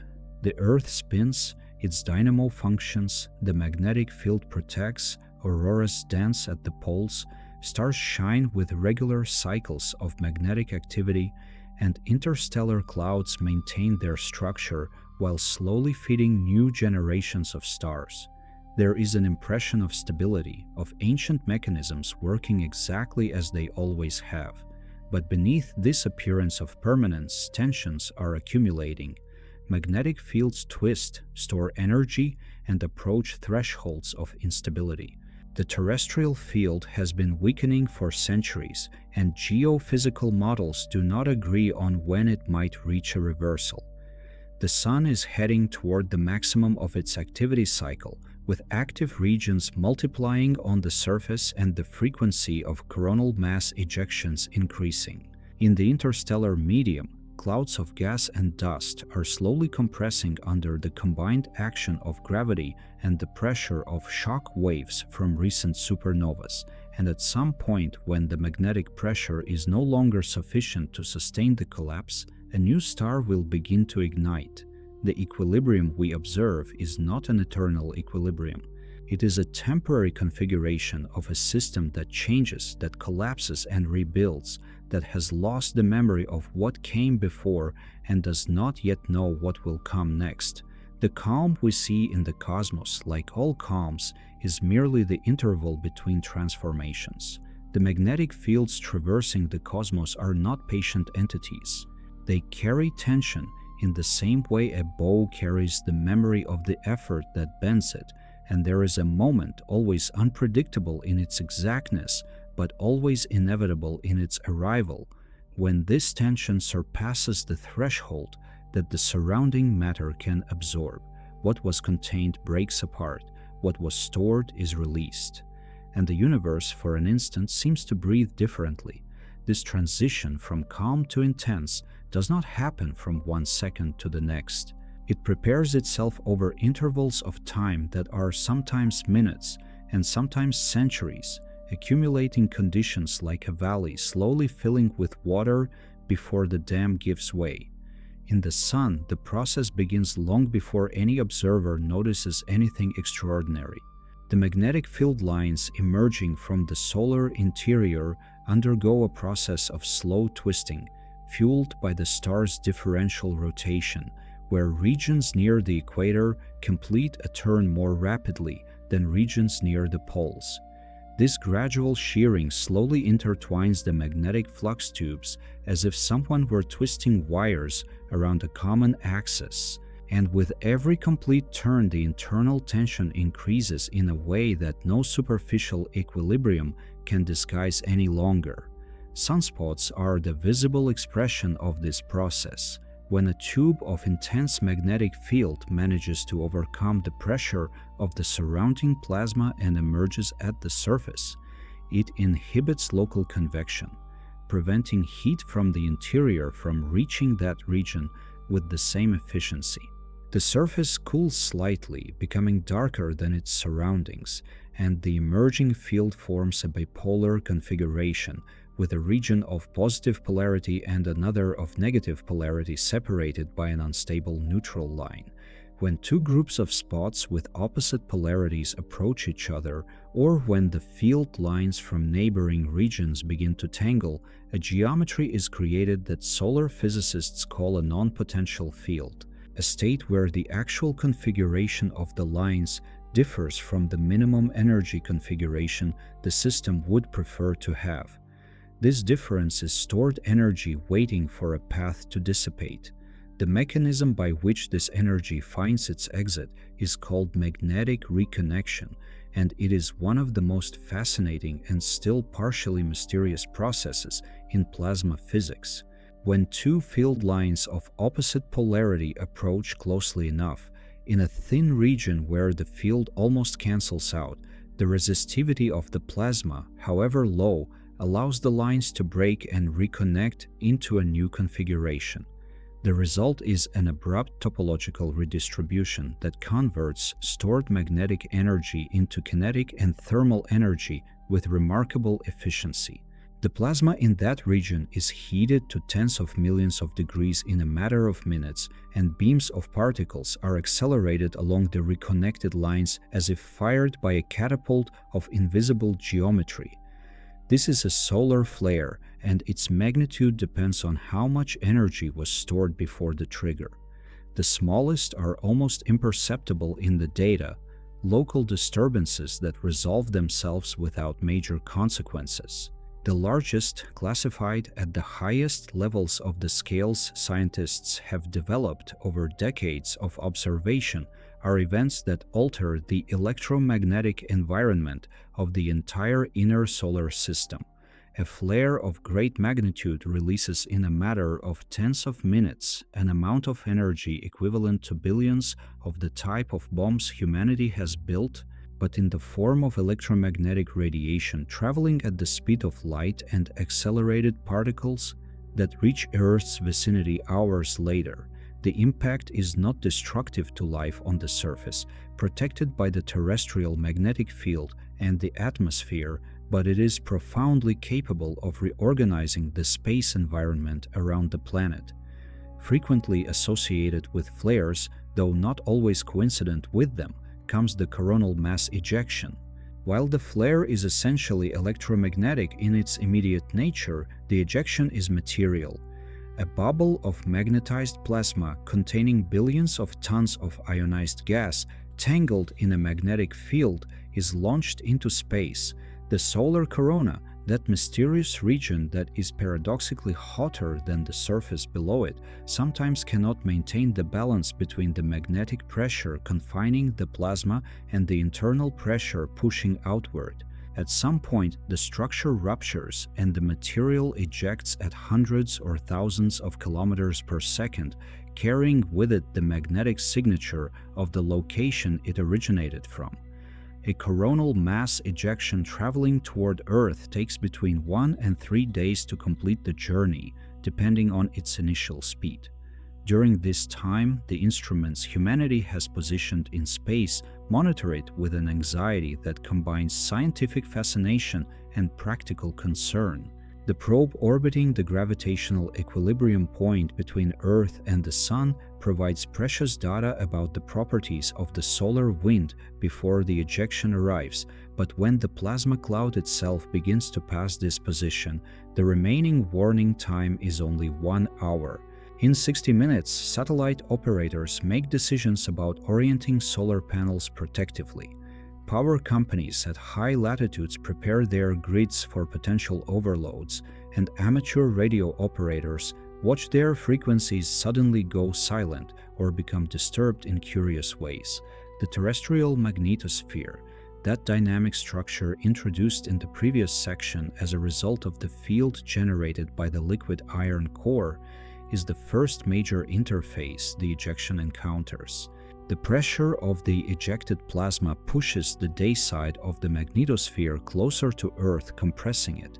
If the magnetic field of the ejection is oriented southward, opposite to the predominantly northward orientation of the terrestrial field at the boundary, magnetic reconnection occurs on the front face of the magnetosphere with an intensity proportional to the speed and density of the ejected material. This reconnection transfers energy from the solar wind into the magnetospheric system with much greater efficiency than occurs under quiet conditions.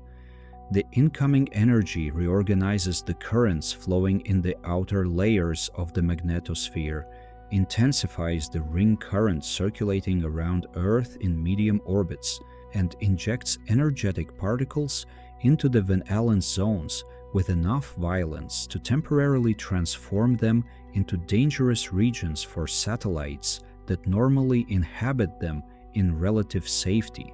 The ionosphere, that conductive layer that allows the reflection of radio waves and whose properties are routinely exploited by communication systems, suffers perturbations in its electron density that can interrupt GPS signals with enough precision to cause positioning errors on the order of tens of meters where there would normally be errors of centimeters. And at high latitudes, where the magnetic field lines plunge toward the surface, electrons precipitate and excite oxygen and nitrogen molecules, generating the auroras. The aurora is the visible translation of processes happening tens of thousands of kilometers in altitude. When energetic particles collide with atoms in the upper atmosphere and excite them, those atoms emit light as they return to their ground state, and different molecular species emit at different wavelengths. Atomic oxygen at higher altitudes contributes the red. Oxygen at lower altitudes emits the green that is most common in photographs. Molecular nitrogen contributes the blues and violets that appear at the edges. A severe geomagnetic storm pushes the auroral oval to much lower latitudes than usual, and people in regions that rarely or never see the phenomenon find the sky painted with moving colors that follow the topographies of the magnetic field like curtains guided by an invisible wind. While you rest somewhere over the northern oceans and in the open plains of high latitudes, this spectacle is happening right now in some version of itself, perhaps faint and subtle during quiet periods, perhaps intense and multicolored during the weeks when solar activity pushes more energy into the magnetosphere. It is not necessary for a large-scale flare to occur for the sky to display these colors. The ordinary solar wind, varying in density and speed with the sun's rotation and the passage of smaller-scale structures, is enough to keep the phenomenon alive somewhere on the planet on practically any night. But the sun is not the only place where the chemistry of the cosmos shifts into dramatic mode. On much larger scales, the galactic nuclei that humanity observes with radio, X-ray, and gamma-ray telescopes are the sites where physical intensity surpasses any solar process by countless orders of magnitude. An active galactic nucleus is the state where the supermassive black hole at the center of a galaxy is accreting material at rates sufficient to generate luminosities that eclipse the entire stellar emission of the host galaxy. The accretion disk, formed by material spiraling toward the event horizon under the action of gravity, heats to extreme temperatures and emits radiation across the entire spectrum.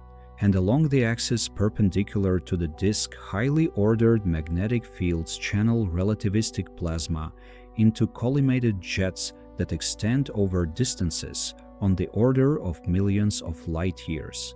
These jets are structures of surprising stability considering the violent conditions of their formation.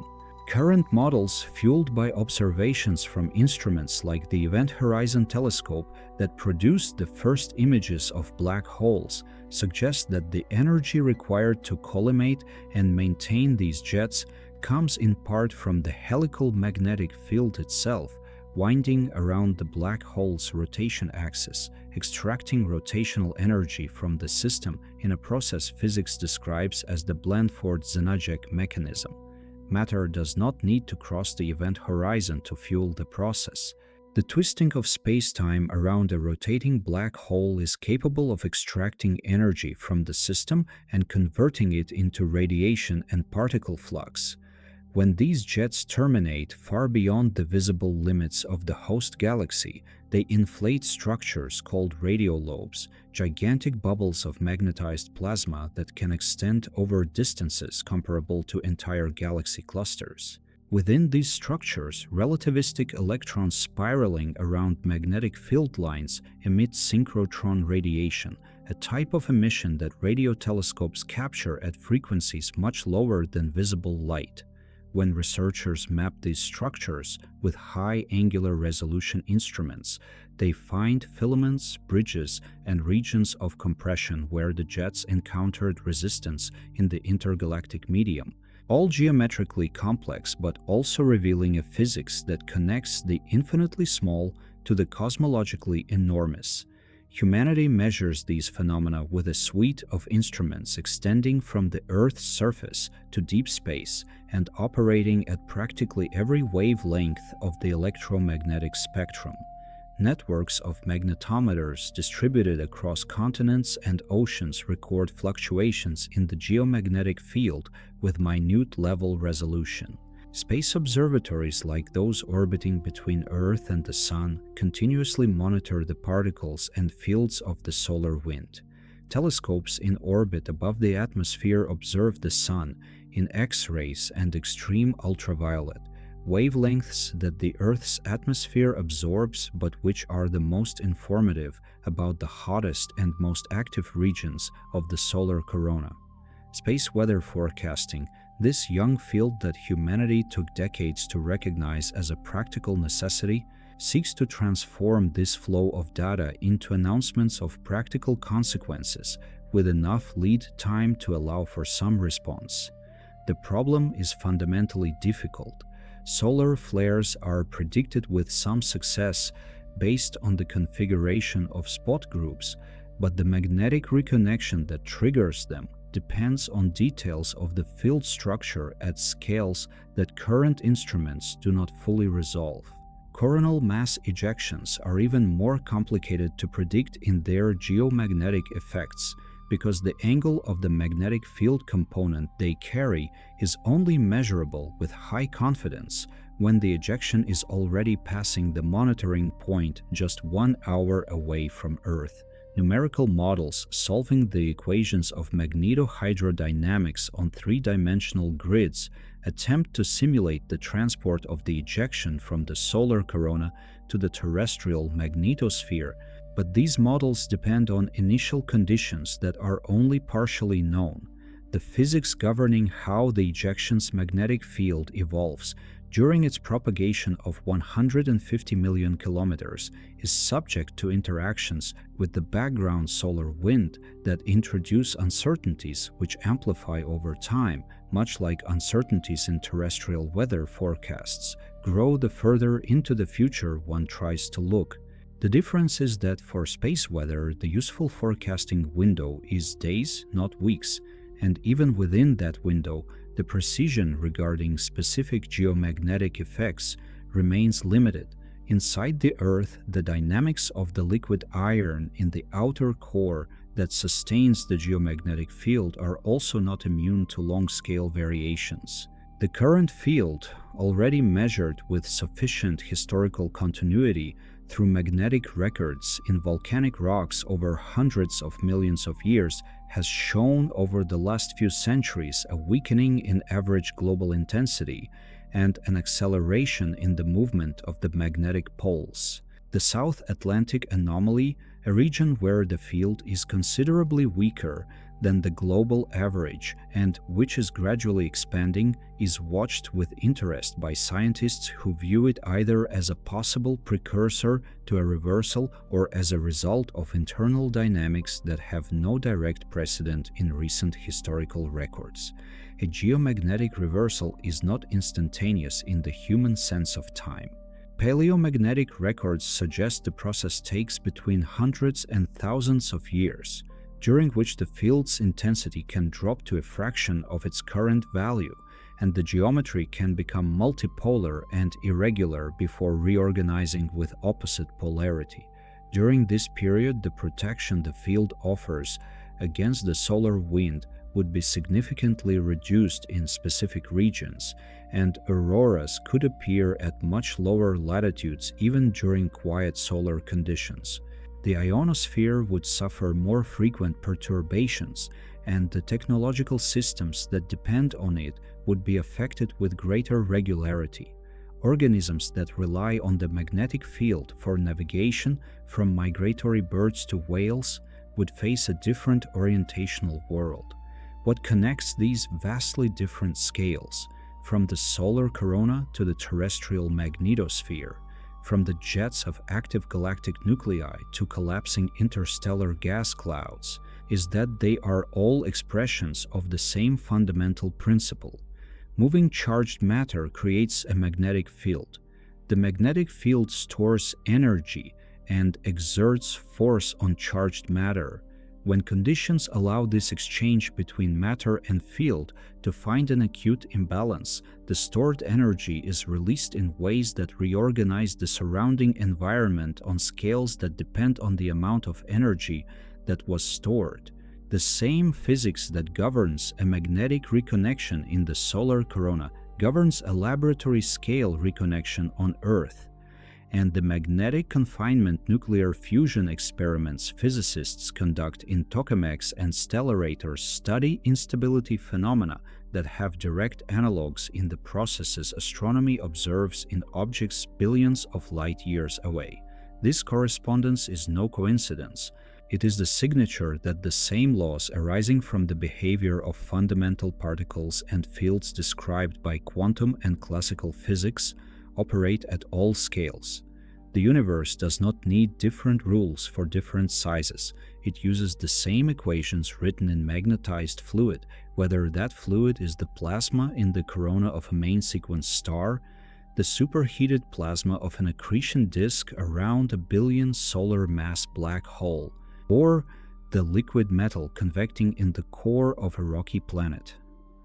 The chemistry humanity studies in laboratories is a localized manifestation of the same interactions between fields and particles that organize the cosmos at all its scales. And these phenomena that seem so distinct in their magnitude and contexts, the geomagnetic storm that disrupts satellites and paints auroras, the quasar that illuminates a cone of intergalactic space at distances where the telescope needs hours to collect enough photons for an image, the collapse of an interstellar cloud that will eventually ignite a new star with its own planets and possibly its own geomagnetic fields do not happen in isolation from one another. The universe does not organize its phenomena into watertight compartments.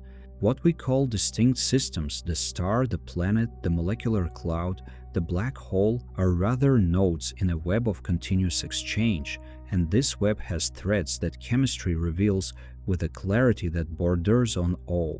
The main partner of exchange in this cosmic conversation is not a single entity, but rather the magnetic field in its multiple forms and scales. It is what connects the interior of a star to its wind, the wind to a planet's magnetosphere, the magnetosphere to the chemistry of that planet's atmosphere, and the chemistry of the atmosphere to the surface where, eventually, molecules complex enough to begin replicating themselves emerge. The exchange of energy between these systems happens along pathways that modern physics has learned to describe with increasing precision, but which still harbor considerable zones of shadow. When the sun expels a coronal mass, What is in motion is not just plasma, although plasma in abundance is certainly in transit during that event. What propagates through interplanetary space is also a set of fields and waves, disturbances carrying both kinetic and magnetic energy, which upon striking the terrestrial magnetosphere initiate a sequence of transformations that a chemist would recognize as chain reactions. The compressed magnetic field on the planet's day side creates pressure gradients that force charged particles into increasingly rapid paths.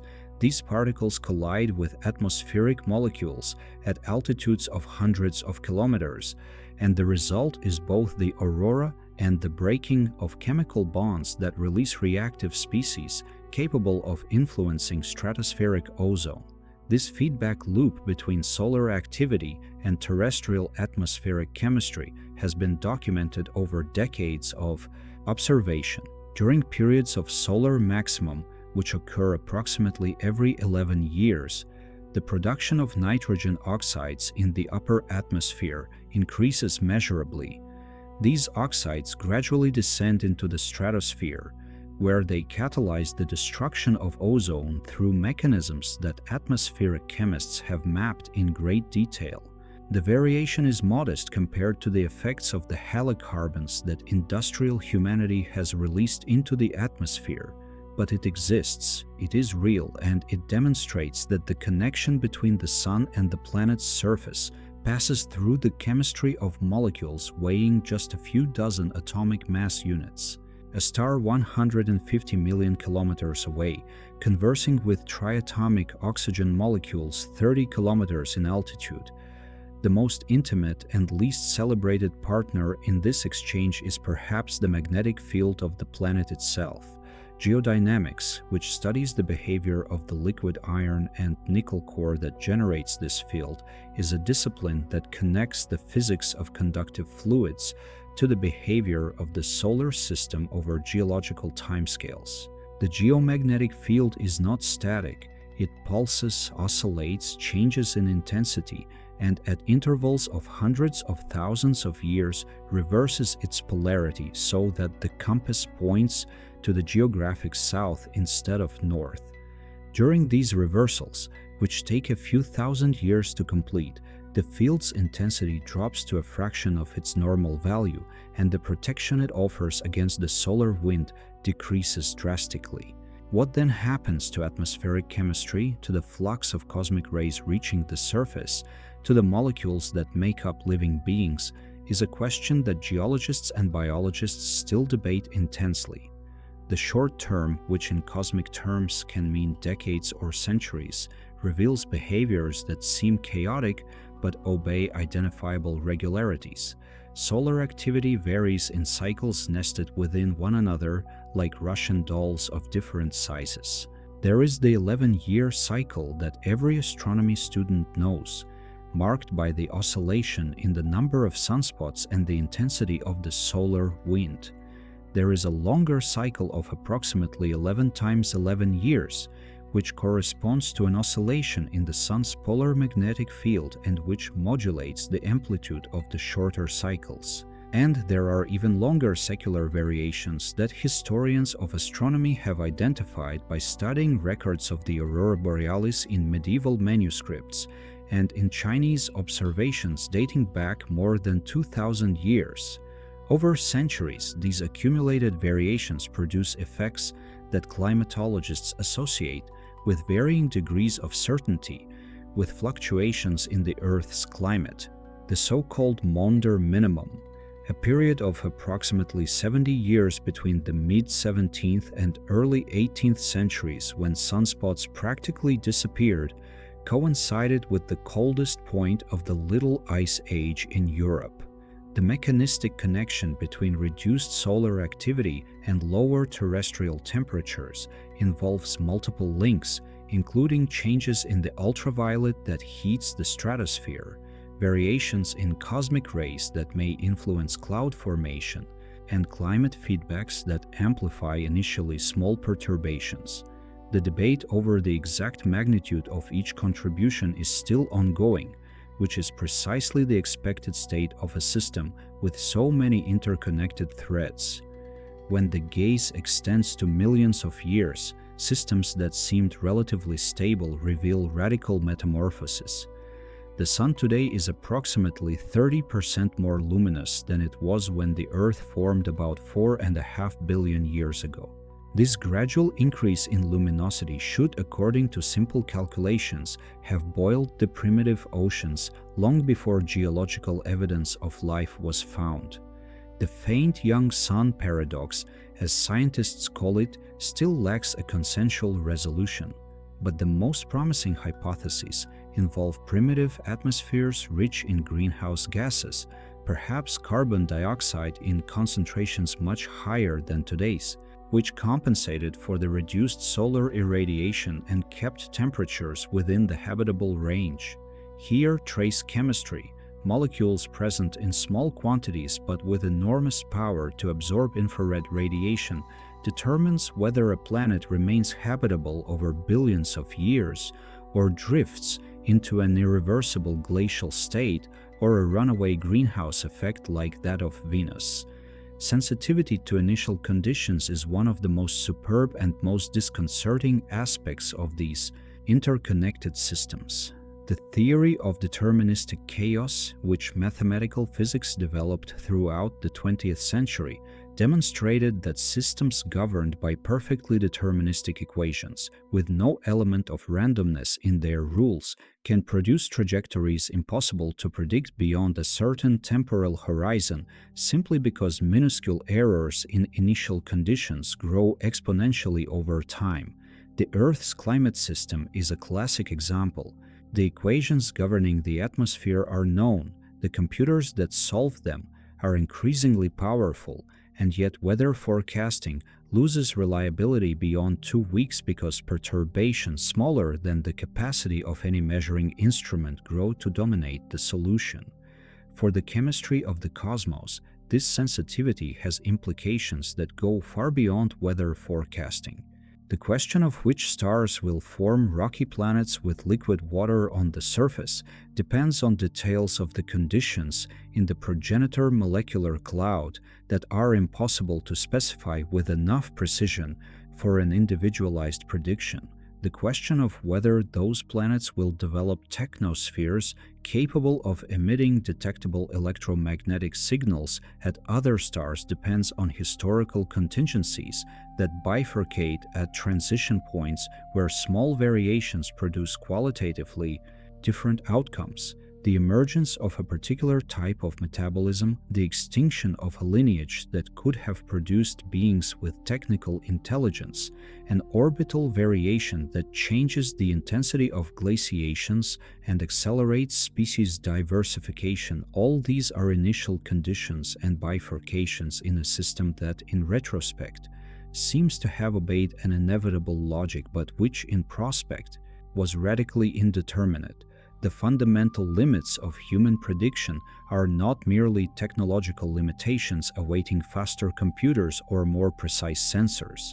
Some of them are limitations of principle, barriers imposed by the very structure of physics. Quantum mechanics, which governs the behavior of the particles that make up all atoms and therefore all chemistry, has an intrinsic randomness that no technological improvement will remove.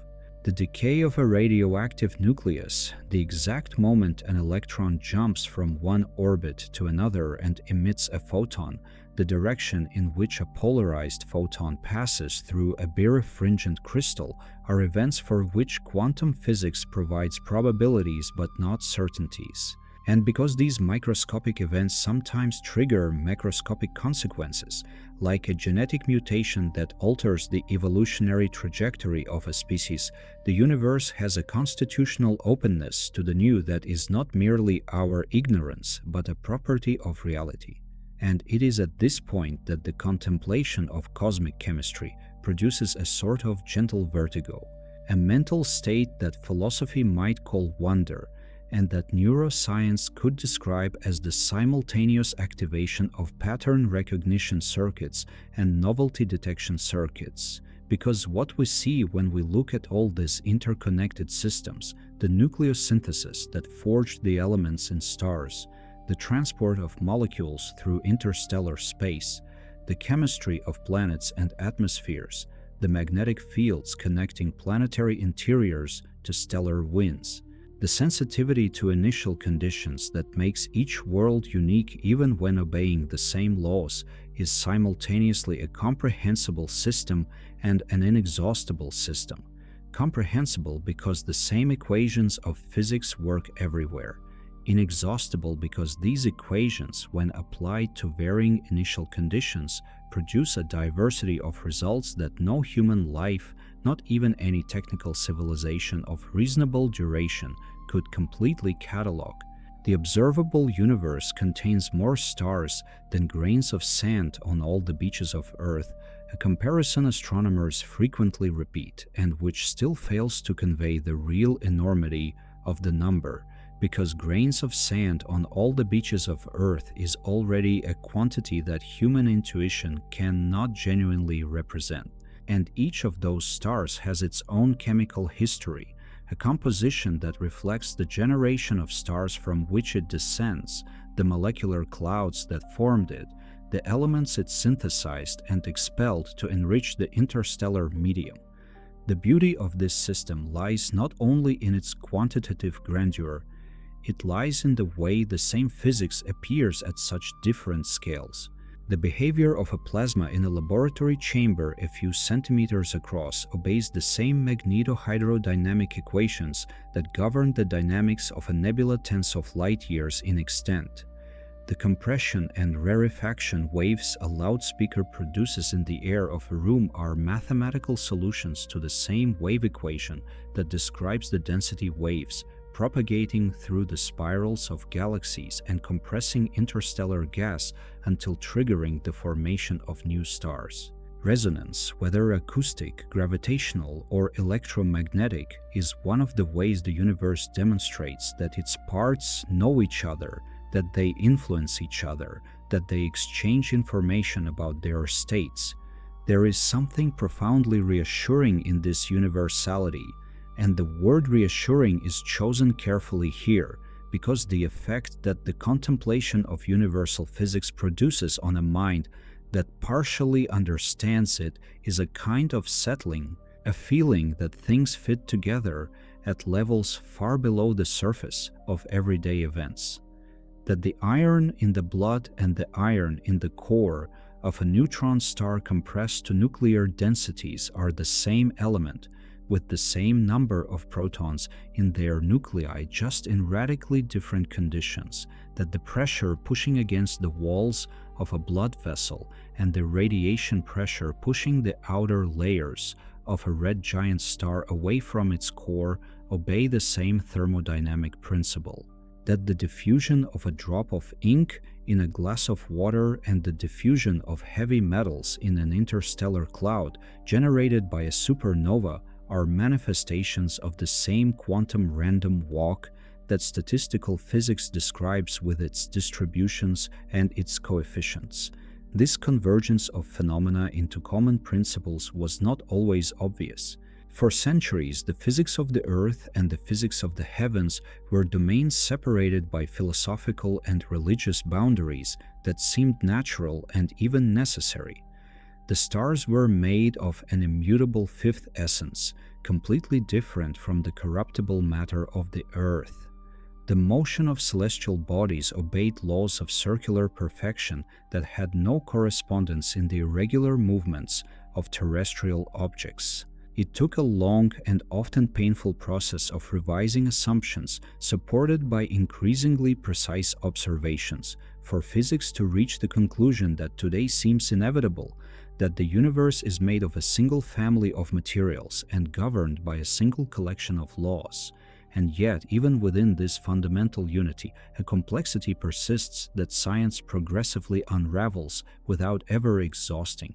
The understanding that chemistry and physics achieved at the beginning of the 21st century is profound enough to design missions that analyze the chemistry of asteroids hundreds of millions of kilometers away, to detect organic molecules in gas clouds thousands of light years away, to infer the composition of the atmosphere of planets orbiting other stars from tiny variations in the spectrum of light passing through those atmospheres. And at the same time, this understanding is shallow enough that fundamental questions remain open about the nature of the dark matter that seems to make up most of the mass of the universe but does not interact with light in any known way, about the nature of the dark energy that seems to be accelerating the expansion of space, about the origin of the asymmetry between matter and antimatter that allowed the current universe to exist with all its chemical richness, instead of having annihilated into pure radiation in the first moments after the beginning. This ever-receding horizon of the unknown is not a flaw in the scientific endeavor. It is its most revealing characteristic. Every precise answer opens 3 new questions, and this fact is not a sign of accumulated failure, but of the intrinsic fecundity of the universe. A cosmos that could be completely understood in finite time would be in some way smaller than the cosmos that exists. The inexhaustibility of the real is itself a property with profound implications, which philosophers of science explore and which scientists experience as a mixture of frustration with the resistance of mystery and gratitude for not running out of work. The rhythm of these exchanges between systems, the back and forth of energy and matter between stars and nebulae, between solar winds and magnetospheres, between planetary cores and surfaces and atmospheres. This rhythm has a quality that is only perceived when one allows the mind to traverse the timescales with some calm. In the short term, everything seems like agitation, event upon event, solar storm here, cloud collapse there, chain chemical reaction over there. But when the gaze pulls back and encompasses centuries and then millennia and then geological eras, the patterns emerge with an unexpected smoothness. The chemistry of the cosmos has a tempo, slow, profound, with variations that repeat at different scales like a sonic fractal of a complexity that transcends any score one could write.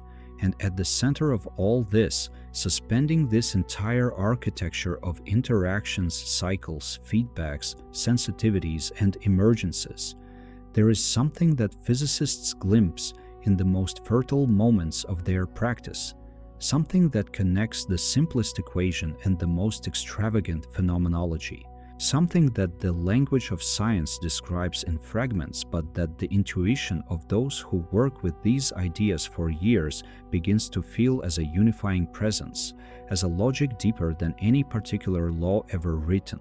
Not a new force, not a mysterious substance, but a property of the very structure of what exists that makes it possible for so much diversity to spring from such an austere base. This property that physicists glimpse, this presence that language fragments but intuition unifies, is not separate from chemistry. It is chemistry itself in its barest form. It is the fact that local interactions, governed by forces acting at distances smaller than anything visible, manage to generate structures that persist for billions of years, that replicate, that evolve, that think. There is no miracle in this, but there is something that deserves a word that science sometimes avoids out of excess caution, and that word is depth. The chemistry of the universe is profound, not because it is obscure, but because each layer revealed points to another layer below, and this architecture of depths has no visible bottom from where we stand. Feedback is the mechanism by which this depth sustains itself in time. When a chemical process produces one of its own catalysts, it creates a loop that tends to amplify. When it produces an inhibitor of itself, it creates a loop that tends to contain. These two types of feedback, the positive that amplifies and the negative that stabilizes, are not opposites that exclude each other. They are complements that coexist in different layers within the same system. A star synthesizing carbon in its core is at the same time expanding and heating its outer layers, which increases the pressure on the core, which accelerates fusion, which generates more heat, which expands the layers more. This is a positive loop operating on an astronomical scale, but simultaneously, the radiation pressure the core emits pushes outward against the gravity pushing inward, and as long as this balance holds, the star neither collapses nor explodes. This is dynamic stabilization, a dance between opposing forces without either completely winning. In the atmosphere of a planet with life, biogeochemical cycles accomplish something analogous on geological timescales. The carbon that plants absorb from the atmosphere and incorporate into organic molecules is eventually returned when those organisms die and decompose, or when they are consumed and respired.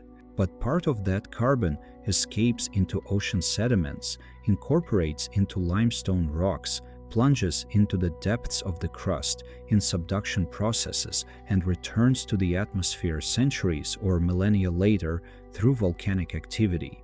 This long cycle, this planetary pulse of carbon, functions as a feedback that dampens extreme climate variations on scales of tens of millions of years. When the planet's temperature rises, the chemical weathering of rocks accelerates, consuming carbon dioxide from the atmosphere and cooling the system. When the temperature drops too much, weathering decreases, volcanic carbon accumulates without being absorbed so quickly, and the greenhouse effect reheats the planet. It is a geochemical thermostat, too slow for any individual civilization to perceive in its daily operation, but real and effective over deep time. What makes these cycles so elegant when viewed from afar is that they were not designed. There is no intention behind the weathering of silicate rocks that consume carbon. There is no purpose in the precipitation of carbonates on the ocean floor. Each reaction happens because local conditions allow it, because energy is available, because concentrations create gradients that direct the chemical flow. And yet, the aggregate result of countless such individual reactions is a system that behaves as if it were actively regulating itself, as if it knew how much carbon is too much and how much is too little. This is the spirit of planetary scale chemical feedback, order emerging from the sum of local disorders that mutually cancel out in long-term patterns. At the molecular scale, the deepest dimension of chemistry appears in the geometry of interactions between molecules. When two molecules approach, what determines if they react and how is not just the presence of the right atoms, but the exact spatial arrangement of those atoms, the way the electron clouds around each nucleus overlap or repel, the relative orientation of each functional group. Stereochemistry, the study of molecular shapes in space, reveals that molecules with the same chemical formula can have radically different properties simply because their atoms are arranged in ways that are mirror images of each other, like a left hand and a right hand. This difference, which seems trivial when expressed in words, has extraordinary consequences. Certain drugs work in one mirror form and are ineffective or even toxic in the other. Certain sugar molecules are metabolized with ease while others, geometrically symmetric but chemically distinct, pass through the organism untouched. Life chose a chirality, a preferred orientation in space, and maintained that choice absolutely consistently throughout its evolutionary history. This consistency is one of the quietest and most disturbing pieces of evidence for the unity of life on Earth. All the amino acids that make up all the proteins of all living organisms that have ever existed have the same spatial orientation.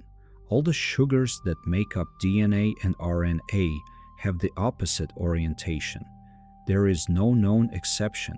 This suggests that life arose once, or that it arose multiple times but only one lineage survived and diversified, and that this original chemical choice propagated throughout the tree of life without ever being reversed. It is a molecular memory of a single origin, inscribed not in nucleotide sequences, but in the very geometry of the building blocks. The chemistry of the universe, in this tiny detail, holds a record of 4 billion years of continuity. When the vision expands from the molecular to the systemic, the chemistry of the cosmos reveals itself as a network of networks. Every level of organization, from the subatomic to the galactic, contains processes that are relatively autonomous at their own scale, but are coupled to processes at the scales above and below. Electrons in their orbitals determine which bonds are possible. Bonds determine which molecules exist. Molecules determine which reactions occur in a given environment. Reactions determine how environments evolve. Environments determine which molecules persist and which are destroyed. Planetary environments determine what types of stars will heat them and what types of radiation will bombard them. Stars determine what elements exist to compose those environments, and the elements exist because fundamental physical laws allow protons and neutrons to combine in certain ways and not others. Every level is explained by the level below and shaped by the level above. No level is completely self-sufficient. This has a philosophical consequence that deserves to be contemplated calmly. If every level depends on the others, then the complete understanding of any particular chemical phenomenon requires, in principle, the understanding of all levels. A chemist studying the catalysis of a specific reaction is, without realizing it, touching upon the quantum properties of the catalyst's electrons, the thermodynamic conditions of the environment where the reaction occurs, the geological history of the planet providing the materials, the stellar history that forged those materials. Every bench experiment is a node in a network that extends to the edges of the observable universe. This does not paralyze scientific work, which advances precisely because it manages to isolate phenomena at manageable scales. But it gives that work a dimension that the scientific method captures incompletely and that the intuition of the best scientists captures fragmentarily but really. Emergence is the name given to the phenomenon, by which this hierarchy of levels generates, at each transition, properties that did not exist at the previous level. The wetness of water is not in any individual water molecule. The viscosity of a fluid is not in any of its particles. The color of a crystal is not in any of its atoms. These properties emerge from the collectivity, from the interaction of many units according to simple local rules. In the chemistry of the universe, emergence operates at all scales. The stability of an atomic nucleus emerges from the forces between protons and neutrons in a way that cannot be deduced simply from the properties of each isolated particle. The reactivity of a molecule emerges from the electronic distribution resulting from how its atoms share electrons, and that distribution is a property of the molecule as a whole, not of any specific atom. The ability of a cell to grow and divide emerges from the coordination of thousands of simultaneous chemical reactions, none of which by itself constitutes life. Complex patterns sprout from simple rules when those rules are applied repeatedly in environments that create gradients and asymmetries. A rule as simple as electrons tend to occupy the lowest available energy state generates, when applied to the set of all electrons in all atoms in the universe, all the diversity of the periodic table and all the richness of the chemistry that derives from it. A rule as simple as molecules that replicate with greater fidelity, persist in greater numbers, generates, when applied for long enough in environments with limited resources, all the complexity of life. These are not rules that contain within themselves the description of what will emerge. They are rules that, in combination with initial conditions and available time, allow the universe to explore itself in ways that could not be predicted from the rules alone. Deep down, the chemistry of the universe is simply the systematic exploration of the possibilities that the fundamental forces allow. Every atom that exists is a possibility that the laws of atomic physics allow to exist stably. Every molecule is a possibility that the properties of atoms allow to form. Every reaction is a possibility that the distribution of energy in the environment allows to occur. Every geochemical cycle is a possibility that the geometry and composition of a planet allow to establish and persist. Every living organism is a possibility that the chemistry of carbon, water, and a few other elements allows to organize in a way that sustains and reproduces itself. The universe is not seeking these patterns like an architect working from a blueprint. It is simply following local rules with absolute consistency, and these patterns emerge because they are the forms the rules naturally generate when given enough time and space to unfold. Every element introduced throughout this journey reconnects to this central principle. The stars fusing hydrogen into helium and helium into carbon are not building anything. They are simply letting the strong nuclear force and gravitational pressure, following their own rules, find the lowest available energy states. The carbon emerging from this process is the possibility that the combination of 3 helium nuclei allows to exist stably. The nebulae condensing into new planetary systems are not being guided by any intention. They are letting gravity, following its own rule that all mass attracts all mass, aggregate the dispersed material into the configuration that minimizes the system's potential energy. The primitive oceans that hosted the first prebiotic reactions were not cultivating life. They were simply maintaining the conditions that allowed certain reactions to occur more frequently than others. The natural selection that transformed those reactions into cells, and cells into organisms, and organisms into ecosystems, followed an equally simple rule: what persists, persists. What leaves copies of itself in greater numbers occupies more space in the future. Over billions of years, this rule generated eyes capable of detecting a single photon of light, noses capable of distinguishing between molecules that differ only by the position of a methyl group, brains capable of simulating entire worlds from partial information. All these capabilities are possibilities that carbon chemistry allows. All emerged because conditions were favorable for long enough. Life is not a detour from chemistry. It is the form chemistry takes when it has enough time, energy, and diversity to explore itself.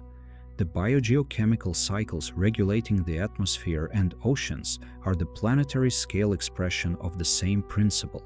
The carbon circulating between the atmosphere, oceans, rocks, and organisms is not being managed by any central intelligence. Every carbon atom follows the local rules of its specific situation. If the concentration of carbon dioxide in the air is high and the temperature and humidity are adequate, it dissolves in water and forms carbonic acid, which reacts with silicates and precipitates as carbonate. If it is trapped in organic matter and the decomposing organisms have access to oxygen, it will be oxidized back to carbon dioxide and return to the atmosphere. These local rules, followed by an unimaginable quantity of carbon atoms over tens of millions of years, generate the stabilizing cycle that kept Earth habitable through glaciations and warm epochs, through mass extinctions and evolutionary radiations. And hydrogen, the simplest element, the first child of the young universe, connects all this in a way that only becomes visible when looking from afar. The hydrogen that condensed in the first instance after the beginning of everything formed the first stars.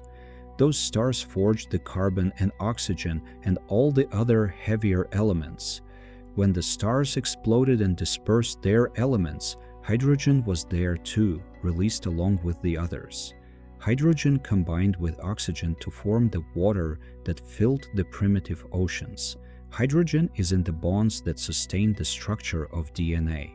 Hydrogen is in the acids that catalyze the first metabolic reactions. Hydrogen is in the glucose that plants synthesize from sunlight. Hydrogen is in every water molecule that passes through the kidneys of any living being that has ever existed on Earth. The most austere element, the simplest, the oldest, is at the center of all the chemical complexity the universe has expressed throughout its existence. There is something profoundly reassuring about this vision when one allows it to settle completely. The universe is not a hostile place where life exists despite the conditions. It is a place where the conditions, following simple rules for long enough, inevitably generate something like life, where complexity does not need to be imposed from the outside but emerges from within naturally as a consequence of the consistency of the laws governing particle interactions. The existence of organisms capable of contemplating their own chemical composition is not an improbable accident in an indifferent cosmos. It is one of the possibilities that the physics and chemistry of the universe contain within themselves from the very beginning. When one thinks of the atoms that make up the human body and their origins in the explosions of stars that died before the solar system existed, and how those atoms were gathered by astronomical, geological, and biological processes lasting billions of years, and how they are now temporarily organized in a way that thinks and feels and contemplates, one realizes there is no real separation between the observer and the observed. The chemistry we are describing is not something external to us. It is what we are. The same principles that explain nuclear fusion in stars explain the reactions sustaining every cell in your body as you read these words. The same energy gradients moving electrons between molecules in the depths of the ocean move electrons between molecules in the neurons processing this thought right now. You are made of the universe contemplating itself. This is not a poetic metaphor. It is a precise chemical description of your situation. The carbons forming your proteins were fused in stellar cores. The oxygens you breathe were forged in the same furnaces. The hydrogens in every water molecule in your blood are as old as the cosmos itself. You carry in every cell a chemical library of the entire history of the universe. Every chemical bond holding you together is a possibility that the laws of nature allow to exist, and those laws have not changed since the very first instant of everything.